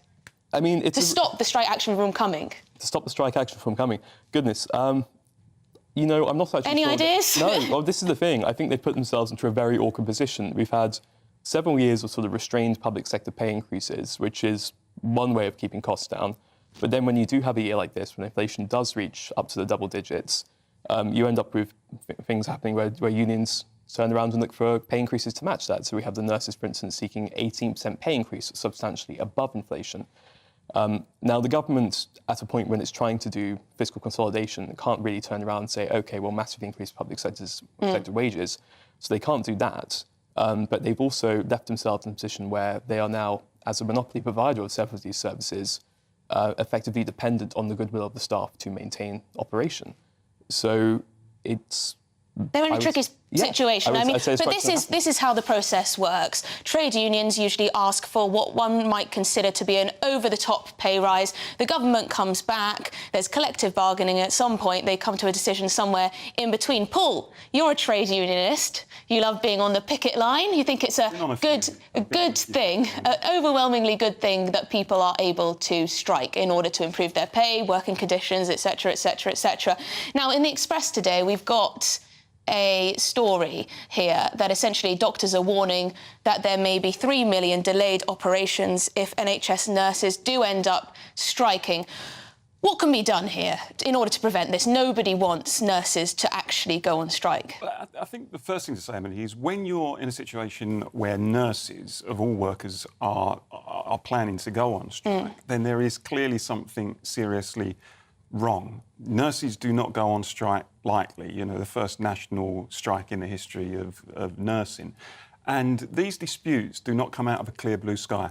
They've arrived because groups of workers across the public sector and the private sector are extremely angry. And they've been told now for the best part of 12, 14 years, whatever it is, that they have to pay the price for an economic crisis they didn't create. First of all, the global financial crisis, now the issue with the cost of living.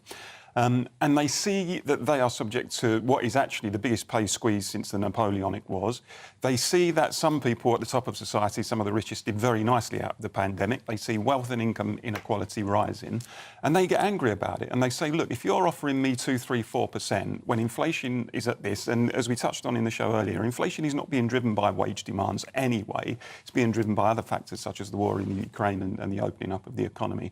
Then they're going to fight back.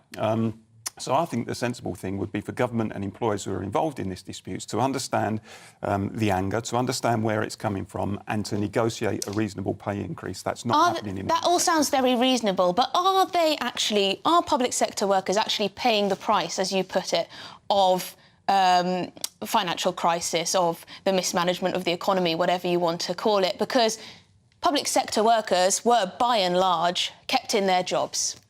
Well, when people in the private sector may well have lost their jobs, particularly those who were self-employed, people lost huge amounts of business and there wasn't always the support there coming from the government.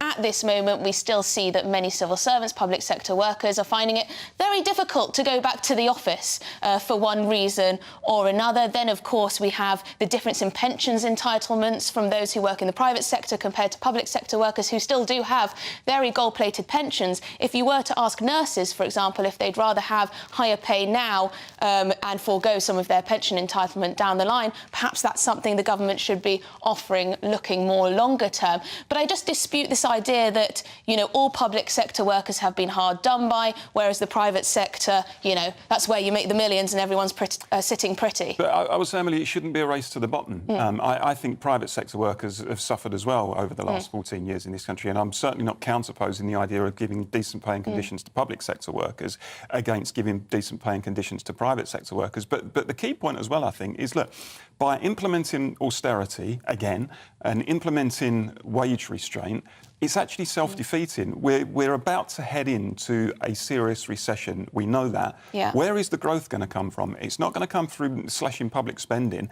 It's not going to come through public service cuts. It's not going to come through holding people's wages down. All you do then is you deplete your tax revenues and send the economy into a downward Well, it's going to come from wealth creation, isn't it? And that is in the private sector, although it is, of course, supported by functioning public services. Where do we go from here, Sam? Because I think it is fair to say that many people would like our nurses and frontline workers to be earning more. There's a huge budget for the NHS. Is this just a case of poor management? So I think there's actually a genuine problem here, which is that people sort of see inflation in a slightly inaccurate way as just, you know, prices go up and that's all that's happening. And if you just keep wages in track, everything will be OK. The reason prices are rising is that the amount of demand in the economy is outstripping our capacity to produce the goods that it requires. Demand exceeds supply, prices rise to match that. So when we talk about giving public sector pay increases, what we're actually talking about is reallocating economic activity, economic spending power from people in the private sector to the public sector. We're talking about taking away from working people to give to other groups. So every pay increase that we give the public sector comes at a cost, and that cost is that everyone in the private sector is going to be worse off. So when these unions are doing this, they are basically putting the squeeze on people who are already themselves suffering from sort of low wage growth and high inflation. And I think what about a wealth tax, Sam? I mean, what you're suggesting there is that the money to give public sector workers a decent pay increase needs to come from the guy who's driving a delivery lorry for a private company. I mean, that's not the only solution, is there? I mean, we are still, believe it or not, one of the richest economies on the face of the planet. Much of our wealth, unfortunately, is concentrated in too few hands. And actually, there is enormous scope for progressive taxation and something, for example, like a wealth tax on the rich or the super rich, which could raise Hang on. The only thing I would say on that, it's very easy, it's very populist, it makes sense to a lot of people. Yes, let's just tax the rich more. And it does look like the government is going to be doing that with their income tax thresholds, capital gains, etc., etc., etc. But wealth taxes don't seem to work when we actually look at where they've been implemented. So if you look at France, for example, they had wealth taxes, the millionaires moved out, they actually got in less revenue, and they decided to get rid of the wealth tax. Because at the end of the day, if you wealth tax people one year, then you have less to wealth tax the next year. You just deplete wealth of the nation. But Emily, that would be an argument against any form of taxation, wouldn't it? If you tax them this year... But you're actually seizing property with a wealth tax. Well, I mean, I'm talking about a wealth tax that would bring in billions of pounds that would allow us to fund our public services and to give people a decent pay increase. And I don't accept that we should kowtow to the super rich and allow them to hold the country to ransom. I think a lot of people agree with that, Paul. Sam, I just give you the final word before we have to move on. Well, the thing I would say is that there's 2 points here. Obviously, wealth tax is enormously damaging to saving, but also the core problem doesn't go away. If you take this money and push it into the public sector for people to spend, it just manifests itself as inflationary pressure. You are still reallocating from people through rising prices. The core problem of allocation does not go away here. But put that into speak that, you know, the average Joe will, they'll be far more inclined to listen to Paul's analysis there than your, reallocation. That's because I'm right, Emily, obviously. Good anyway, judges. Thank you very much, Sam. That's Sam Ashworth-Hayes from the Henry Jackson Society, who also writes many very, very good columns for The Spectator and Telegraph and other places as well, so do check that out now. We're going to be moving on to something very different. Albanian demonstrators caused outrage yesterday by clambering over Sir Winston Churchill's statue in London in an apparent protest over comments made by the Home Secretary over illegal channel crossings. Albanian men make the journey so frequently that the government now estimates that 2% of their entire male population has unlawfully entered Britain. Police forces highlight the danger posed by Albanian-led crime gangs. So, Paul, we're going to go back to you on this one.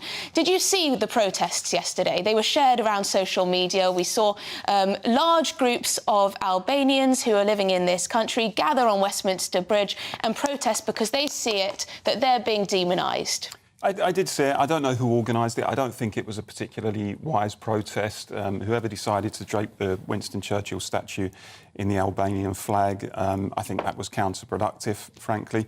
They would say that Winston Churchill was a great ally and hero of theirs.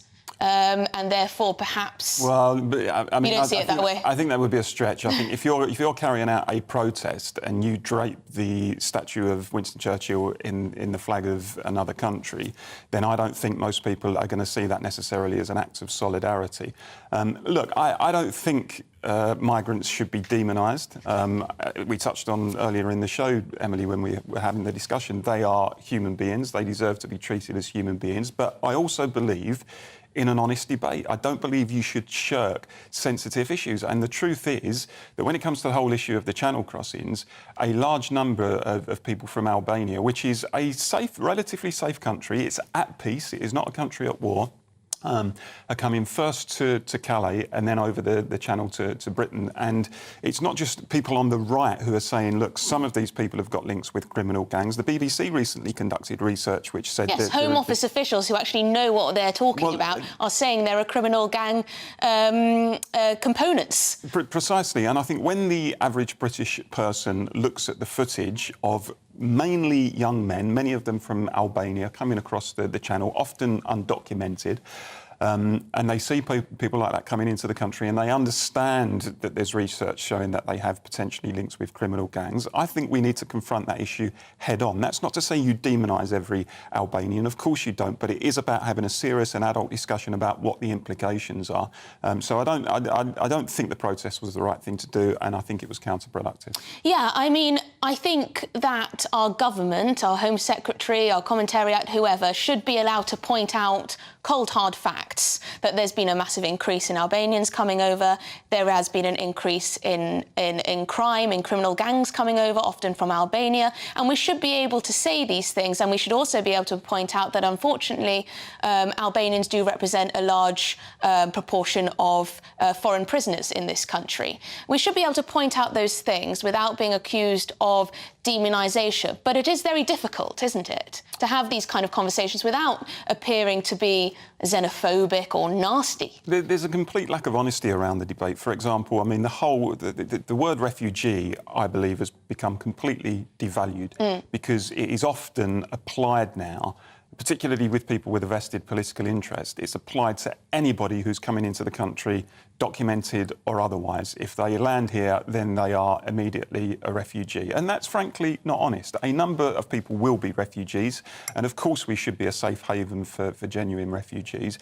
But if anyone is saying to me, actually everybody who's coming across the channel from, first of all, for example, a safe country like Albania and then from a safe country like France are coming here because they are fleeing persecution or they're fleeing war and they're not doing it for any economic reasons, not by the way that I condemn people for trying to make a better life for themselves economically, but it's not an honest thing to say. No, but I think we do need to condemn people who take advantage of our hospitality or our asylum system when they're not genuine. There have been stories, there have been long reads in the papers and long interviews with families in Albania who live in areas of Albania where there's been an exodus of young men from these areas who then come into the UK seeking to make money, seeking to make a quick buck, sometimes illegally, sometimes legitimately, and then they send the money back home and, you know, buy their parents a nice house or whatever it is. And some will wish to stay in the UK, some will return at some point. But a lot of these people seem to go under the radar. It doesn't seem like our borders are properly secure, does it? I think that's an interesting point, actually, about the depopulation that can go on in some of the countries, some of the parent countries. Latvia, for example, has suffered a real depopulation crisis in terms of its working adult male population. Romania, after EU enlargement, when Romania gained accession to the EU, lost thousands of its health service workers who travelled further west to Britain and other places throughout Europe to work, and that created created a health service crisis inside of Romania. And these are some of the problems with free movement generally that parent countries experience that we never ever talk about. But going back to the Albania thing, it's simply about allowing people in this country to have faith in the system that it's working. It's not unreasonable for people to say, we need borders, we need them to be managed strongly and properly, we need to have control over who comes in and out. Yes, we should be pro-immigration, yes, we should take our fair share of refugees, but the current system is completely broken and we need to have an honest debate. Now, Robert Jenrick, I think in the Telegraph today or yesterday, wrote about how he's got some 10-point plan to stop the situation with hotels. So essentially, well, people are very frustrated around the country that so much money is being spent on housing, accommodating those who cross the channel in hotels. Sometimes rather, well, hotels that used to be rather nice, used to be occupied by tourists, etc., and people from who live here in the UK. And his plan is essentially to use less luxurious spaces. So that could be disused sports centres or cruise ships even, and that sort of thing. Do you think that's what the public want to hear? Not necessarily. I don't think the public, you know, kind of thinks, well, when people... Well, there's no consensus view anyway, so... No, I mean, I don't think most people think, look, we should stick them in army camps or prison cells or you know, uninhabitable places or inhumane places. I think most people in this country are pretty decent. They say, look, we have to treat people as human beings. We have to feed them. We have to water them. We have to make sure they're warm in the winter. But we want the system to work properly. We just want the government and the Border Force Agency to be able to control who comes in and out. And for all the promises that the Tories have made since they've been in power for the last 12 years or whatever it is, constantly telling us they're going to get to grips with it, they have failed abysmally. And I think what we're likely to see now, Emily, potentially, is the resurgence of a Nigel Farage-led type party. I think we're probably seeing the seeds of that being sown at the moment, where you have another kind of UKIP party come to the fore and will take votes away from the Conservative Party because people think you've just absolutely failed on this issue and you show us no sign whatsoever you're about to... I'm not sure Nigel Farage will have time, seeing as he's on this channel all the time. Yeah. He's got his show, of course, every day, Monday to Thursday, I believe, at 7 o'clock. Yes, I think the British people just have a sense of fair play and they see a system that is being abused and they see a government that is essentially lying to them about getting it under control or their ability to get it under control. So we'll see what happens with that. Now we're going to be moving on to some lighter news, perhaps. We're welcoming sports broadcaster Aidan McGee to look at the biggest stories from the world of sports. Hello, Aidan. Bring us up to date. I've got no clue what's been going on. We just won a World Cup. Excellent. Yeah, that's right. Yeah, it was really good. I mean, What did we win, Did it go down to the wire? It's the T20 World Cup. No, not really, actually. It was. I mean, there was time scheduled for play to take place tomorrow because of the inclement weather that we were expecting in Melbourne. But England just haven't messed around at all. We are the kings of the white ball. Pakistan were out for 137, so it was the bowling that did it here. You know, the bowling's been criticised a lot in the recent past, but they've just skittled out Pakistan for 137 this morning. They've just won with 138 for 5. Pretty good. And so yesterday, I mean, consider yesterday we lost 2 World Cups, didn't we? Effectively, because we got the Rugby League semi-final and the Rugby Union for the women as well. So it's a nice bounty for that. Who are our players to watch? Sorry, who are our? Well, no, Josh Butler's the one. He's the captain. He's the one who 6 months ago took over the job from Owen Morgan. He was a real hero. He really put England on the map in the white ball game. It was a really tough act to follow, and he's quite a quiet, unassuming guy, not unlike myself. And he said he was also quite good-looking and successful. So he brought a different style of captaincy. He was quite understated, but he's got the job done today. And there's a great bowling performance. Sam Curran, Abdul Rashid doing really well, and of course Ben Stokes as well, 52 not out to see the job home. So as I say, a really nice thing, especially in Australia as well. They're playing Sweet Caroline right down there right now as I speak. The players are mobbing them all over the place. So a nice one in context of everything that happened yesterday. We had a bitter disappointment with the women's and that was a really close game. The women. Well, yeah, I mean there was that turned on the red card. If it hadn't been a red card, I'm absolutely certain England would have won. The rugby league thing was a complete shock, wasn't it? England losing their semi-final to Samoa. Golden point. We'd smashed Samoa in the group 66, 60 points to 6, and then all of a sudden they turned. Now, do you have something to say about Ivan Toney? I'm getting this in my ear. I have no idea idea who Ivan Toney is. Ivan so please Toney. brief Well, me. he plays for Brentford. You know Ivan Toney. He scored against Wolves once or twice. Yeah, thanks. So Ivan Toney he's come from the lower leagues. He really got up towards the Premier League last season. Had a good season. Good half season this time. Gets Which team? Sorry. For Brentford. Sorry. Brentford. He has been involved in. Yeah, it is indeed. He's been involved in. It's a gambling investigation going. He's helping the FA with his inquiries. We don't know if that was the reason why he was left out of the England squad this week. The FA haven't commented on it. They've known about it for a while, and they picked him in September, so that suggests it's not a problem. He was deemed to be quite unlucky, really, to miss out on the squad this week in preference to Callum Wilson. He goes to Manchester City yesterday, where Brentford have not won since 1937. He scores 2 goals, upstages Erling Haaland. You reported on that game, didn't you? Sorry? You reported on that game in 1937. My dad was 4 in 1937. So he goes and scores 2 goals, upstages Erling Haaland. It was an incredible performance, and it's making Gareth Southgate look rather silly now, because unless they get an injury tomorrow or tonight, or with the games left, they're flying away tomorrow, he's not going to go, and it's a real disappointment, because I think he should be on that plane. Is there any more gossip we need to know? I Gossip? like a bit of sports gossip. Well, it was Ivan Toney's Any gambling rumours? investigation not enough? Yeah, things like that. Pretty juicy, to Any, be fair. dodgy dealings? No, we can't. Not that I can discuss them. What's your prediction for the World Cup? Who's going to win it? I think it's difficult to see past Brazil and Argentina. Although if Harry Kane plays well and the support crew around him do well, I think England have got a great chance as well. I'll be interested in seeing what the football's going to be like, because nobody's actually talked about the football, have they? No. Do you know anyone who's going? Chris Scudder. Chris Scudder's going, who is a good friend of mine from Sky Days. He did a pre-rec with Alistair Stewart on Friday. Fantastic guy. He's just released a book called Underdogs and Newshounds. I'm plugging it for him. And so he's going there. He's going to go undercover and hopefully do a little bit of work for us as well. Oh, really? Yes, he's hope go so. Undercover? He's going to, not undercover, but undercover's the wrong word, but he's going to kind of just get out there on the ground and see what the fans are up to, because you're going to see a situation, Emily, where someone's going to fall foul of the rules. You're going to get 25 years for drinking a pint in the wrong place. That's what's going to happen. Goodness me. Could be one of the England players, couldn't it? Yeah, exactly. Well, there'll be a lot of news headlines that come out of it. That's what I mean, and that's what Chris is going over there to do, and he's an excellent operator, and so, yeah, I'm looking forward to hearing his reports, hopefully on this channel. Well, thank you very much for joining us, Cheers, to Emily. give us the sports roundup. That's it for today, but don't go anywhere. Up next is Alistair Stewart and friends, but first it's time for the weather.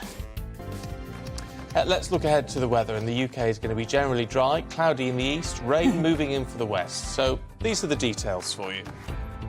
A dry but cloudy day for southwest England, with some low cloud lingering across high ground. Breezy in the west, particularly at the coasts, highs of 15. Dry across the southeast with sunny spells, although cloudier in the north and west. Light winds and feeling mild, about 16 degrees. And then dry throughout Wales on Sunday today, with sunny intervals and cloud mostly confined to the east. Breezy at western coasts and highs of 16. Now, a cloudier day across the Midlands, although some sunnier spells at times, mainly in the south and west. Light winds and feeling pretty warm in any sunshine. Again, those temperatures pretty good, about 15 degrees. A grey day, though, in the northeast, with some low cloud lingering into the afternoon. Perhaps some brighter spells in the west at times. Breezy across any high ground, highs of 13. A fine day across southern Scotland, plenty of prolonged sunny spells. Scattered showers and cloud at times. Breezy in the west, about 14 or 15 degrees. And then in Northern Ireland, dry mostly, with some brighter spells, but rain approaching from the west later. Breezy again, particularly at the coasts, and a maximum temperature of 15. So a band of heavy rain and strong winds moving in from the west, staying mostly dry elsewhere. And that's your weather today.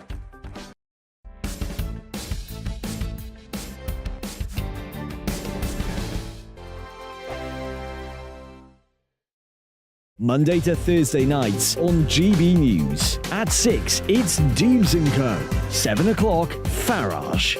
At 8, join Mark Steyn. And at 9, Dan Wootton Tonight, followed by headliners. On TV, radio and online. This is GB News. Join my show Farage, 7 p.m. till 8 p.m. Monday through Thursday, and there you will get opinion, analysis, debate, and I'll cover stories that nobody else dares to touch. You've been cancelled. Join the club. Oh my goodness me. And then for the last 15 minutes, talking pints. We're over a drink. We have a civilised conversation with someone.